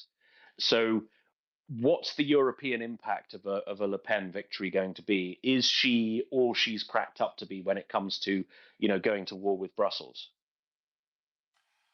So both yes and no. And I mean, I could stay for another half an hour, so don't worry. And thank you to Jennie, and I believe also thank you to Annette, who tweeted something at me about being happy about learning a lot on French elections. You guys are more than happy to come and help you guys out. This is what I try to do with my life. I want you guys to understand what's happening around us better. So if you guys tell me when you want me back on, I'll come back. But to the question, the ultimate thing here is that I think a lot of Eurosceptics felt very, very, very, let's say, they felt very brave until someone actually tried to leave the European Union. And then they saw just what a catastrophic mess it became when the UK enacted Brexit, because quite frankly, it was a mess. And I think most countries are basically now of the opinion that, okay, Brexit's not a good idea, but we need to try to transform the European Union into something that we like. Now, if in 5 years the far right all won in every member state, and they took power of the council, the parliament, and everything, blah, blah, blah, then we would see a very big risk here.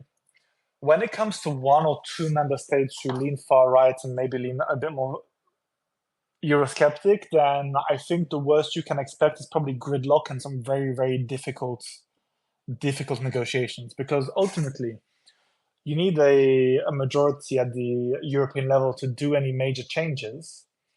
And I think if Marine Le Pen tried to take the EU out of, tried to take France out of the EU, or the EU out of France, you never know what she'll up to. But if she tried to take France out of the EU, then not only would you see mass riots in the streets, but I'm pretty sure that there are a lot of mechanisms to take her out of office, or her protege out of office if he's prime minister, for example.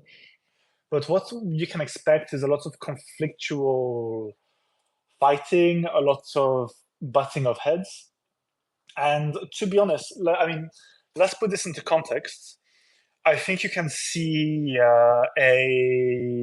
there's a poll floating around, and I cannot for the life of me remember where it is, mais bon, c'est comme ça, where I think it's something like 63% of all French people do not want a far-right prime minister, a far-right government, or far-right presidency, and I think there's maybe 20% don't know.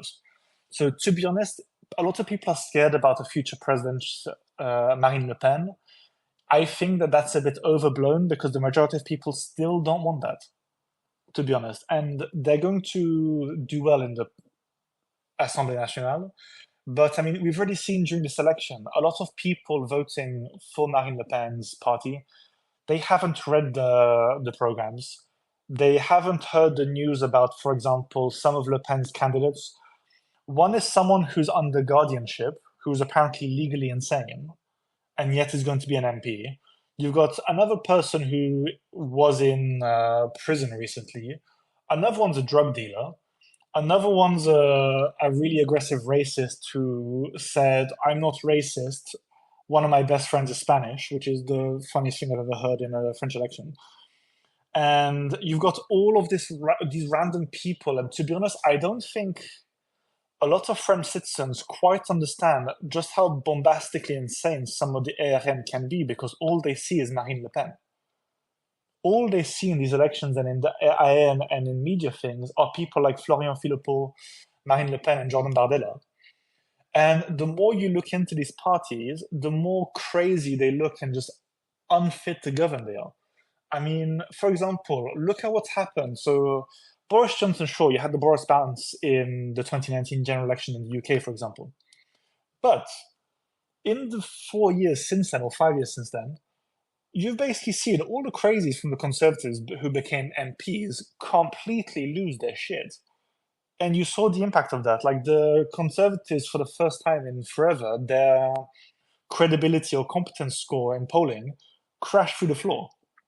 Like it's gone. They're not considered coherent, competent, smart people anymore, which is a big part of why the Conservative vote collapsed. Why a lot of people went for the protest vote, or maybe not the protest vote, but they went to Nigel Farage's Reform UK, because let's be honest, Nigel Farage is a lot of things, but he's not a bad politician. He's not a bad campaigner. He knows what he's doing, even if he may not enjoy being a parliamentarian. But and go ahead, you saw the same with Jeremy Corbyn, of course, right? Yeah. The absolute trash that he brought into the Labour Party as parliamentary candidates, people like Claudia Webb, like it was just they became during the Corbyn years, like they were all over everything, and that had a colossal impact because these people are lunatics, right? Not a uniquely right-wing phenomenon, I think. No, and it's something that happens across the board, because let's be honest, like this weird anti-establishment, anti-globalization, anti-EU, almost anti-logical political position isn't something that's exclusive to the far right. It's something that happens across the far left and the far right as well. It's why, for example, in France, we have so much trouble with my party in France, Renaissance, basically refusing to vote with La France Insoumise because they have a bunch of tanked lunatics who just, they like last election, they wanted to get out of NATO and the EU.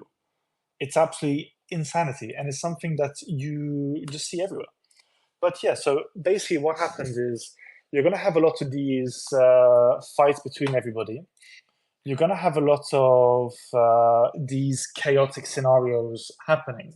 But I don't think Marine Le Pen is going to get France out of the EU, because we are, like, okay, even people on the far right see the value of the European Union, because civic education in France has made it clear to a lot of people that it's a good thing, and public sentiment is still pro-EU, which means that the far right knows that Brexit's a vote loser. And in fact, Marine Le Pen's voting score in Poland has gone up since she stopped doing the Brexit nonsense. But, I mean, that's a thing. And maybe a note for after we touch on the French topic or finish up, someone has asked if we can touch on the US elections briefly as well. Yeah, I don't see why not. I guess my question then would be, or rather my observation then would be, so there's a victory for Le Pen. All of a sudden, all of these loonies that she presides over, they get a much higher public profile. The French electorate realizes that it's made a horrible mistake, and then it swings back the other way very quickly, right? I mean, effectively, it may not too, to be honest. Let's keep all of the probabilities open, because ultimately politics is a fight of probabilities and understanding them. But, for example, in one of the cases where Marine Le Pen has a relative majority, but not an absolute majority, then you have all of the crazies floating about for a year, and then you may have another election because we may not have a government, we may not have a prime minister, So it's an interesting situation, and to be honest, even if we have a government and it keeps going for 5 years, I think in 2027, Marine Le Pen crashes out completely. She will have surrounded herself with some absolutely insane people, and I think people will actually vote against her. Because there is some truth to the maxim that people are saying that they haven't tried the RN, so why not? Because again, people don't explain government action and politics to people well enough, and people don't understand what governments do for them. And this is a big problem. Thank you very much. Okay, we have a question from Bull Terrier, and then we'll pivot towards the United States, and that should take us up to the 2 hours. Bull Terrier. Well, yeah, I wanted to pivot to the United States. Julian's comments about Marine Le Pen's party just sound like Trump and the Republican Party, except Trump is unfortunately doing well in the polls. So I question to Julian and yourself, actually, like, how much of this, MAGA support do you think is down to a lack of critical thinking in the USA?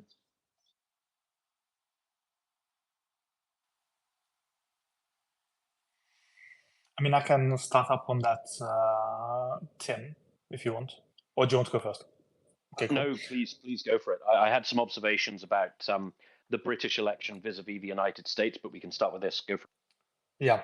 So, first of all, critical thinking. I believe you or David said that critical thinking is necessarily taught well in schools in the US. And I think one of the big problems that we have in the US is that politics is so polarized that I think the whole thing needs to be reset, and people need to figure out what the hell they want to do with the US system, because right now it just doesn't work.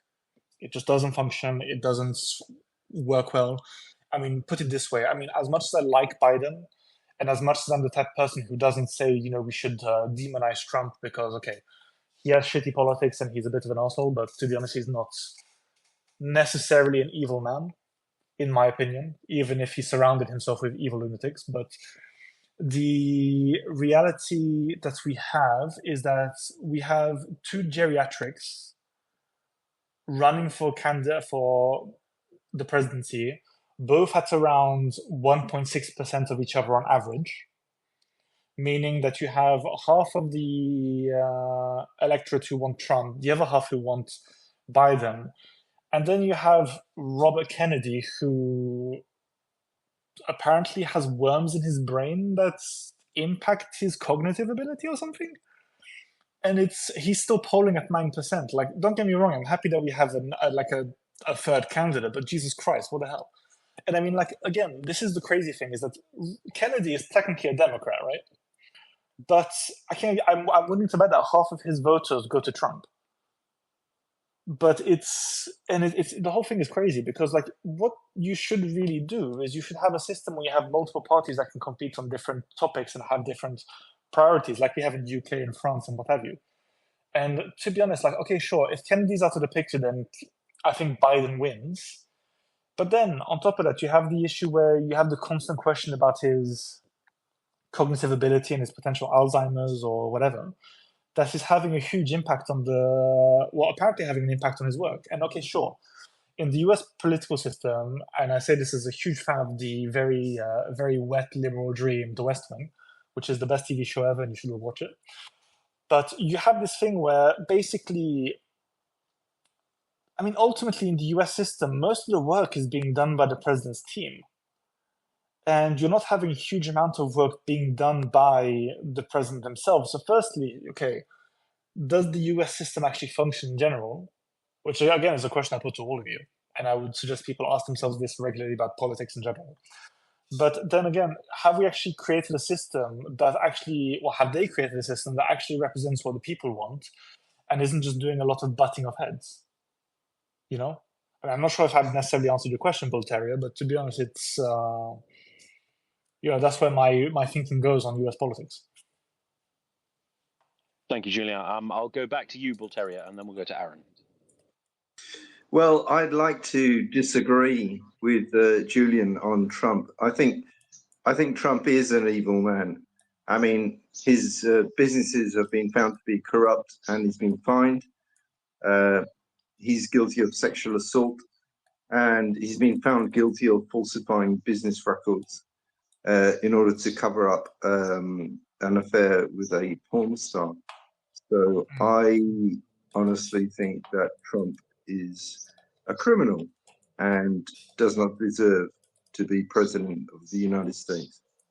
Oh no, but just to clarify, I agree with you on that point that he's a criminal and shouldn't be president of the United States. I agree, and I agree that he has done lots of bad things. I say that I don't think he's an evil man because I just think that my personal opinion is that he doesn't think, and he has an innate belief that he's smarter than everybody else, so he can do what he wants.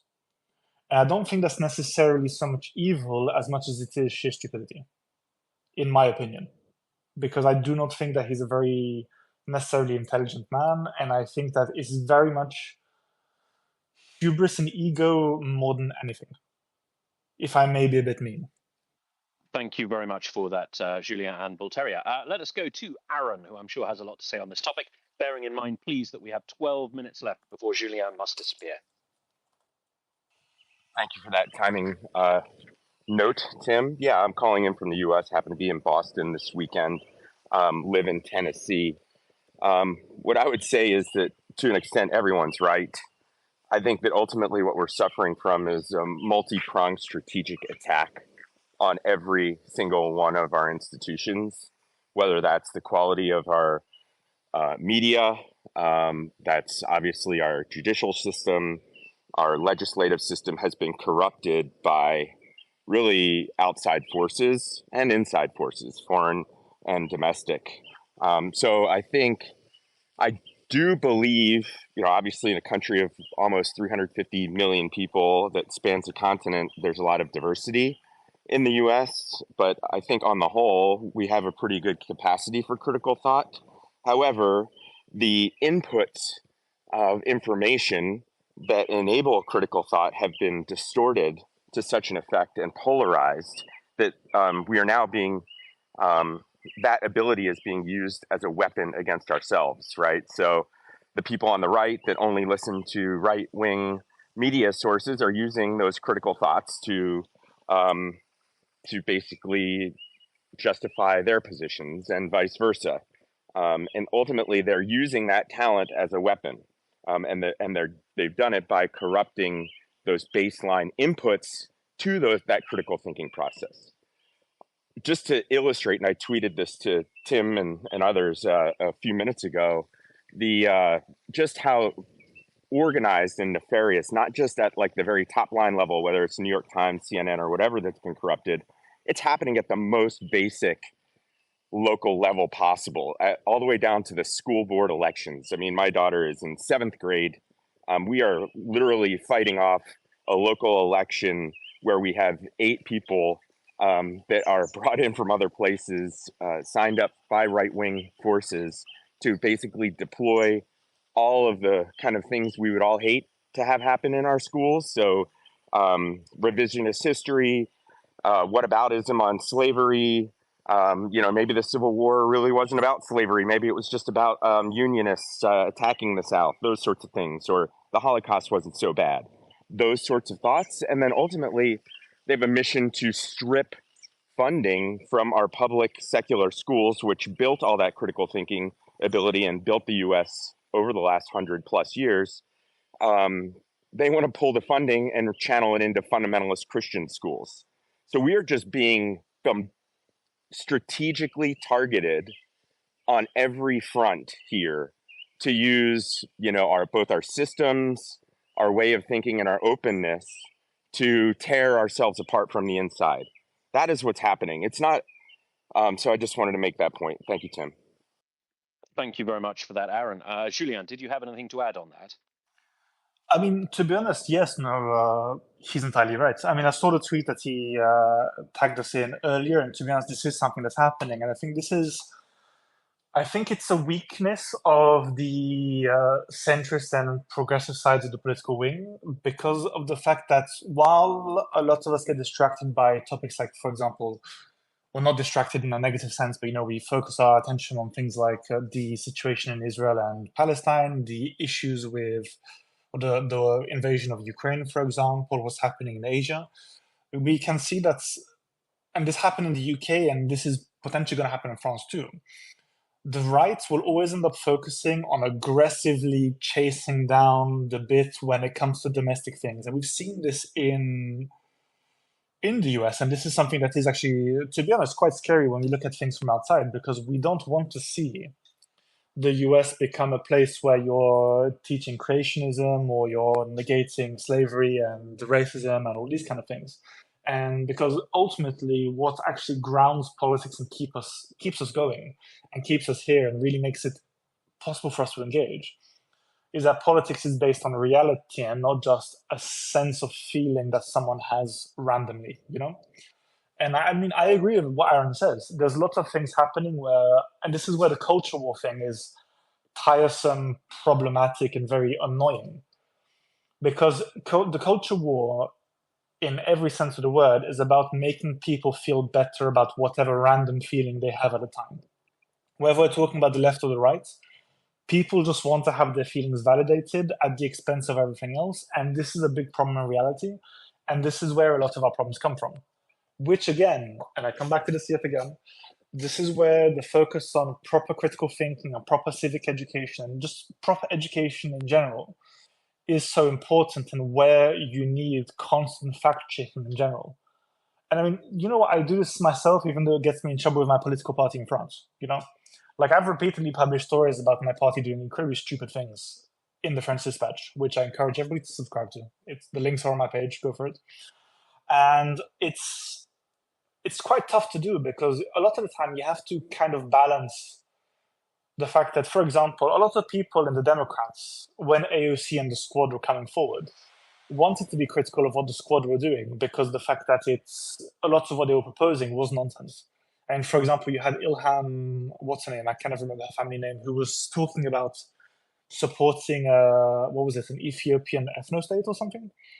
And people tried to critique her on that and took a political bazooka to the face, where they were told this isn't the time to do this.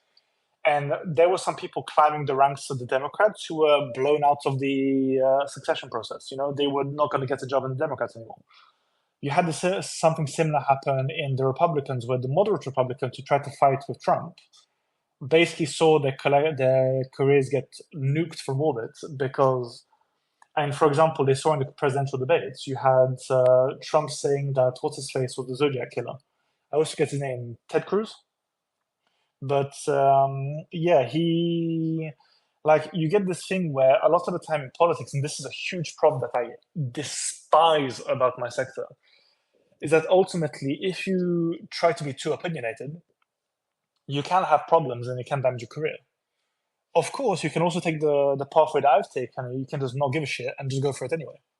And so far, it seems to be serving me relatively well. But I mean, I'm not entirely sure if my party will exist in 4 years, so I can get away with it too. Thank you very much for that, Julien. Okay, we've got a hand from Mary, and then we'd like to round off these couple of hours with a discussion of the British election vis-a-vis the United States. Mary, go. Hello, Julien. Hi, Tim and Jennie. It's important, first of all, thank you for those comments. This last bit, I came late, but the last bit is so informative, and we thank you for being here, Julien. I have to, as an American, make a comment about two things you mentioned. One is Trump is verifiably psychologically unfit for anything, much less public life. In fact, he is verifiably psychologically very, very damaged. But more than that, and as much as that, he is a verifiable criminal. Anyone who has lived in New York City knows how deeply criminal he is. And this is not something we want in the White House, not because his people around him are so bad, which obviously are a reflection of him, but because he himself is also so very dangerous. His alliance with Russia is locked tight, absolutely locked tight, as long as it suits him. But I only say that, Julien, not to sound correcting, but to say some of us are very deeply familiar with him personally. I don't know him, but my friends are his neighbors, and more than that, the literature is there. So we don't want an opinion, we want verification and evidence, and it is there, I promise you. The second thing is America has verifiably lost IQ, intelligence, in some way. The general public is less literate than 46 other countries. We are, I think, number 47 in literacy. I mean, how is that even possible? But it's been going down. And if it's not going down, it's at least too low for a country this size with nuclear weapons. So I think it's important to look at those statistics. Additionally, IQ is going down. COVID took an enormous chunk out of our young people's educations, and the next generation coming up has missed a few years. So look for that in the future and the near future. And thirdly, I forgot, the military is having a hard time. Well, parts of the military have found that many Americans are simply unfit for recruitment. Think about how terrifying that is. And then, you couple that with the fact that the entire swath of the South section of America, Georgia, Alabama, Tennessee, Louisiana, this is predominantly a minority section of the country. And by that, I mean predominantly African American, Black American, who are being denied their rights to vote. Now, there's a lot of potential in this country, I agree, but it is verifiable that we have lost literacy, critical thinking, therefore, and other factors that are involved in critical thinking. Oh, and one more thing. The right wing here has been inculcated by a very, very organized Christo-fascist movement. It is, Julien, I beg you to take a look at a couple of things about that, because it is the driving force. It's not just political. And I agree with you. We have a problem. So all of your points are so important to listen to, and I hope everyone will take a deeper look at the literacy issue. Thank you very much.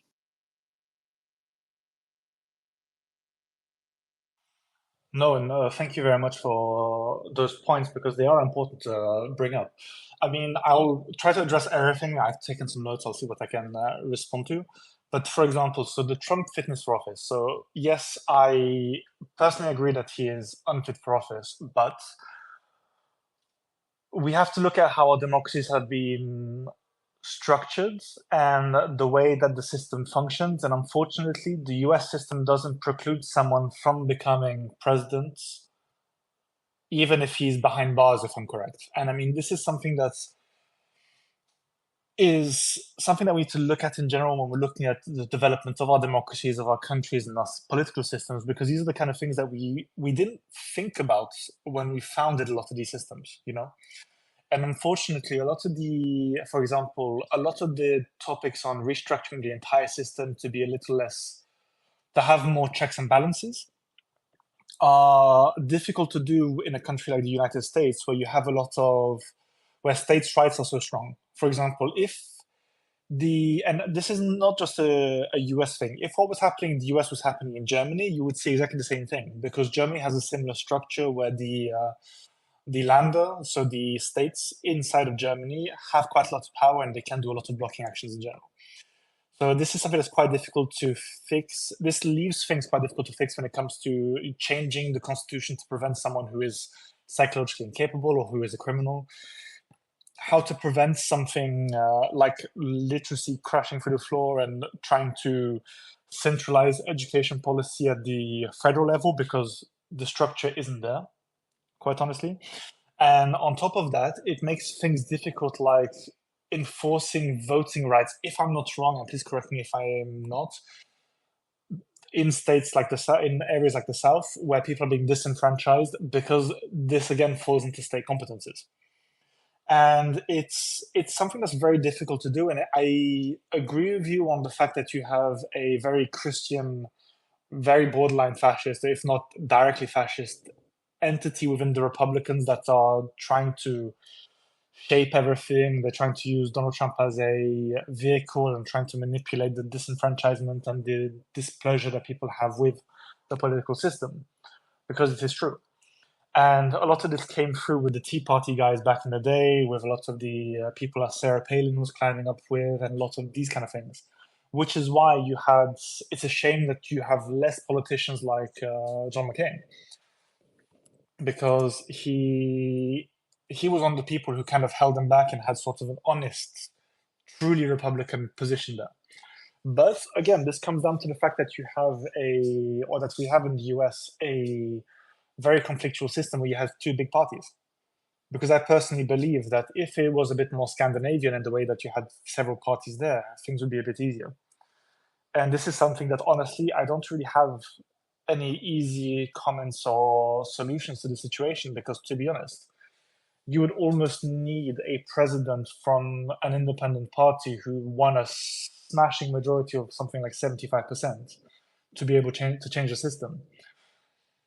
And right now, with the where we are with US politics, especially when you compare it to this video of the Romney and Obama debate from 2012, we're quite far from that, and we almost need people like Trump and everybody to be gone from the political structure before we get to that point, honestly. But really, I agree with most of what you're saying, Mary, to be honest. It's just sad that there's nothing that we can really do about it right now. Actually, no, wait, that's bullshit. I'm going to shut the fuck up on that point. No, there are stuff we can do. First of all, keep engaging in politics locally. Keep engaging with proper media that actually tell the truth and isn't partisan, like the Mriya Report. Keep engaging with your local representatives, and stop listening to people like me who tell you that there's nothing you can do, because that's bullshit. Listen to people like me who tell you there are stuff you can do, and you can actually engage and do this kind of stuff. Because look, this is what we're seeing in the UK. The UK have had an 8-year period of like constant grassroots political campaigning on the pro-EU topic that has basically decimated the Conservatives and pushed them in a corner where they had to take these really extreme positions that basically kill them.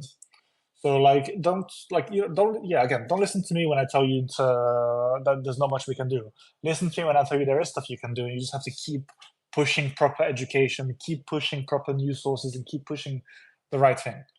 Honestly, that's the best thing you can do, and that will have bigger results than we think. Fantastic. Wise words indeed. Thank you, Julien. Okay, do you have 5 minutes for a quick discussion of British elections and American politics? Yeah, go for it. Okay, so kind of this is something that we briefly touched on earlier on before you joined us. Impact of the British election results on the UK's transatlantic relationship. Kind of difficult to call, right? Because for us, the transatlantic relationship between the UK and the US is predominantly about security. particularly military cooperation and intelligence cooperation. Now, in that regard, it's kind of difficult to work out where Britain ends and the United States begins and vice versa. So the relationship is very, very close, and it happens at a technical level that kind of sits above the day-to-day, the day-to-day ebbs and flows of politics. I think, as a general rule of thumb, Republican administrations and Republican Congresses are generally more friendly towards the United Kingdom than Democrat ones, and particularly when the Conservative Party is in power. Now, Labour and the Democrats are kind of more natural bedfellows, I suppose, and there's kind of there does tend to be a slight, a kind of a slight relaxation of very high level political relationships when there's a Labour government as opposed to a Tory one. Now, it can be complicated because a lot of it is personality driven. So, for example, Tony Blair got along very well with George W. Bush. And famously, Theresa May and Donald Trump couldn't stand each other, for instance. So there's kind of a personality-led nuance to it. Personally, I think that a Labour government will probably be good for relations with the Biden administration.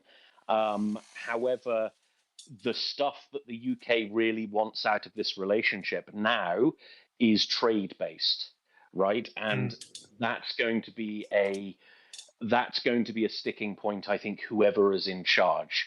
Now, I hope I'm not being too simplistic, but Julien, I would really value your take on this. No, it's not simplistic. I mean, I don't think that you can have a too simplistic or too complicated position on this, because we're looking at things from different positions, and this is just how it is, I mean, firstly, on the trade thing. So, I mean, I think it's important to note that I think on trades, aside from slightly more incendiary behavior, I think ultimately the Trump presidency has been shown to have had quite a similar trade position to the Biden presidency. And you've seen this in the Inflation Reduction Act. You've seen this in a lot of the ways that they've handled some disputes at the WTO level. And you've seen how they've had some disputes with the EU in general. It's just that sometimes when it's the Democrats, it's a bit more hush-hush, and when it's the Trump, it's all over the media. But basically, what I can see happening is, so the UK will try to maintain this balance between the UK, the EU, and the US, forgetting that, quite honestly, the US kind of sees the UK as a tertiary partner that's slightly secondary to the EU, even if there's a long-standing relationship there.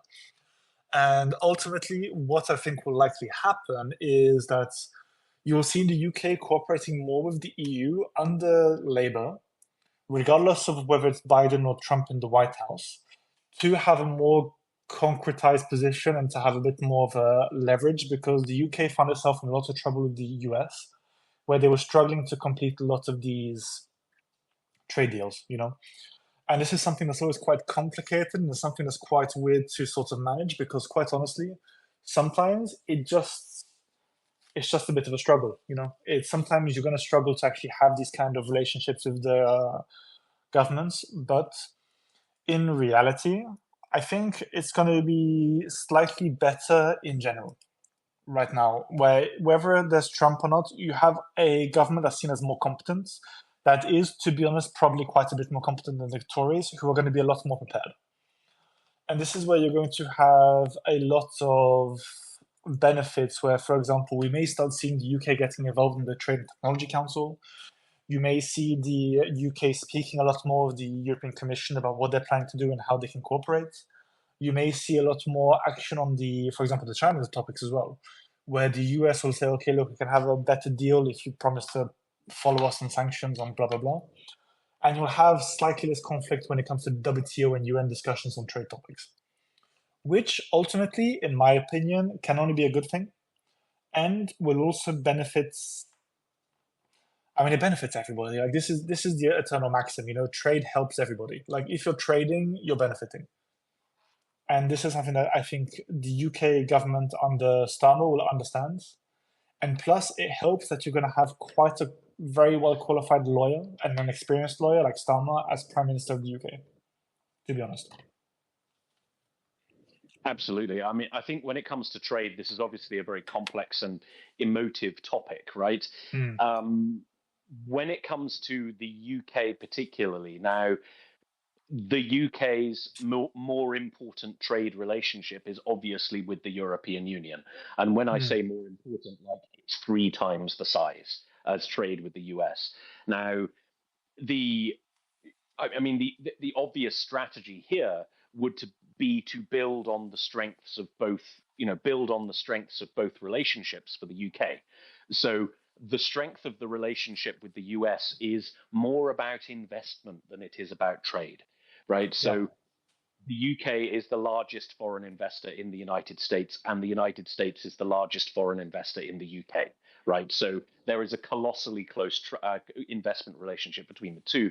When it comes to the EU, the relationship is mostly about commonality of regulations and standards and technical cooperation and sharing the burden of multinational projects.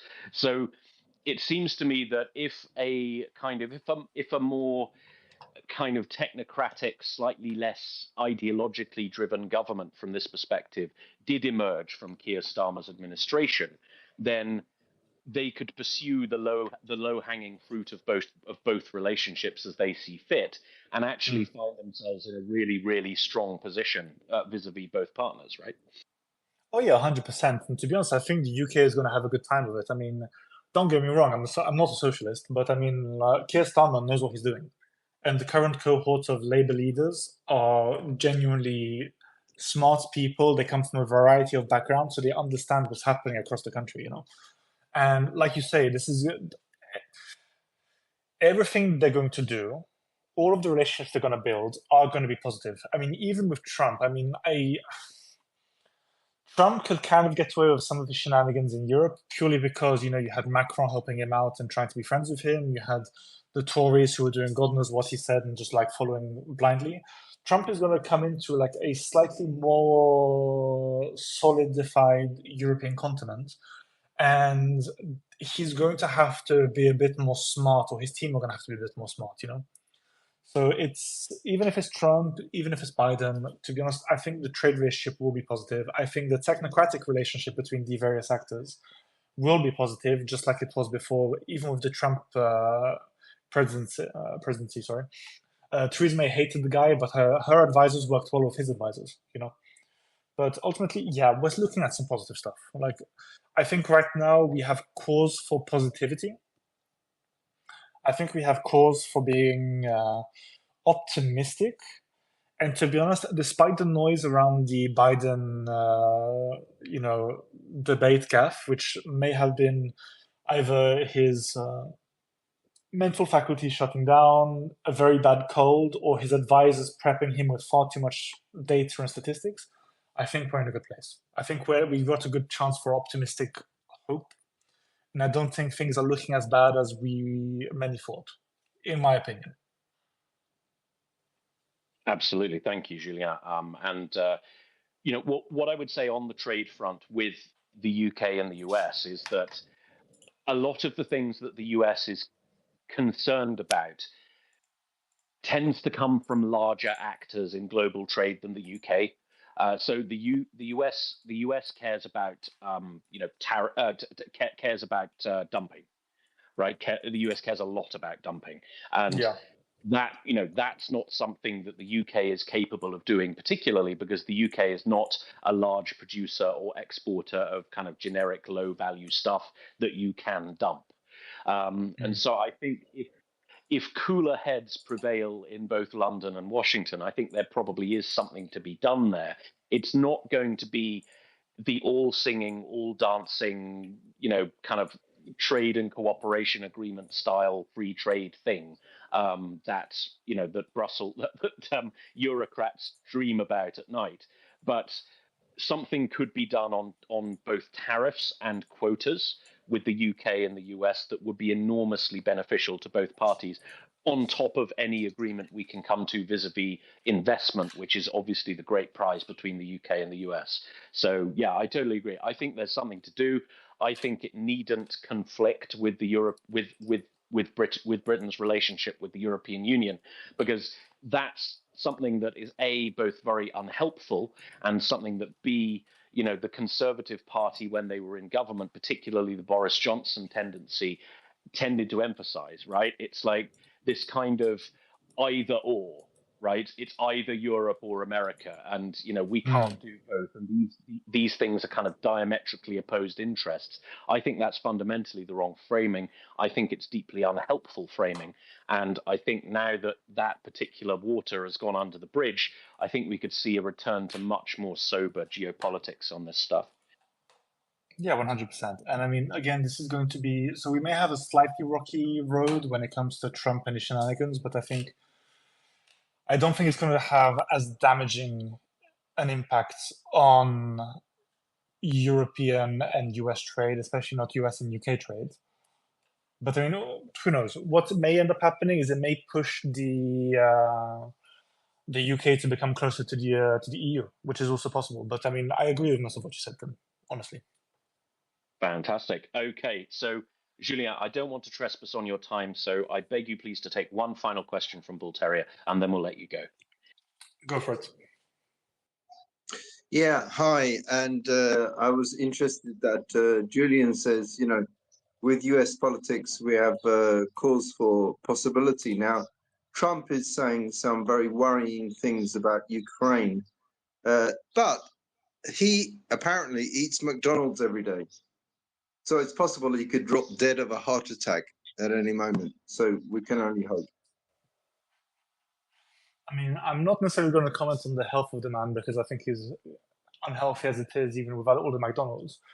But I mean, we also have to see what the results are for the other elections in the US. So the president can be kept in check by the House and the Senate, if I'm not wrong. But I haven't checked the polling for those races, and I've been focusing mostly on the presidency. So we'd have to see what exactly would happen. But we've seen it in the past where in the midterm elections, Trump ended up finding himself getting locked up and beaten back a bit, So we'd have to see how that works out. But I mean, Trump can say what he wants on the trail, but doing things in reality can be a bit more difficult. Fantastic. Thank you much. Thank you very much.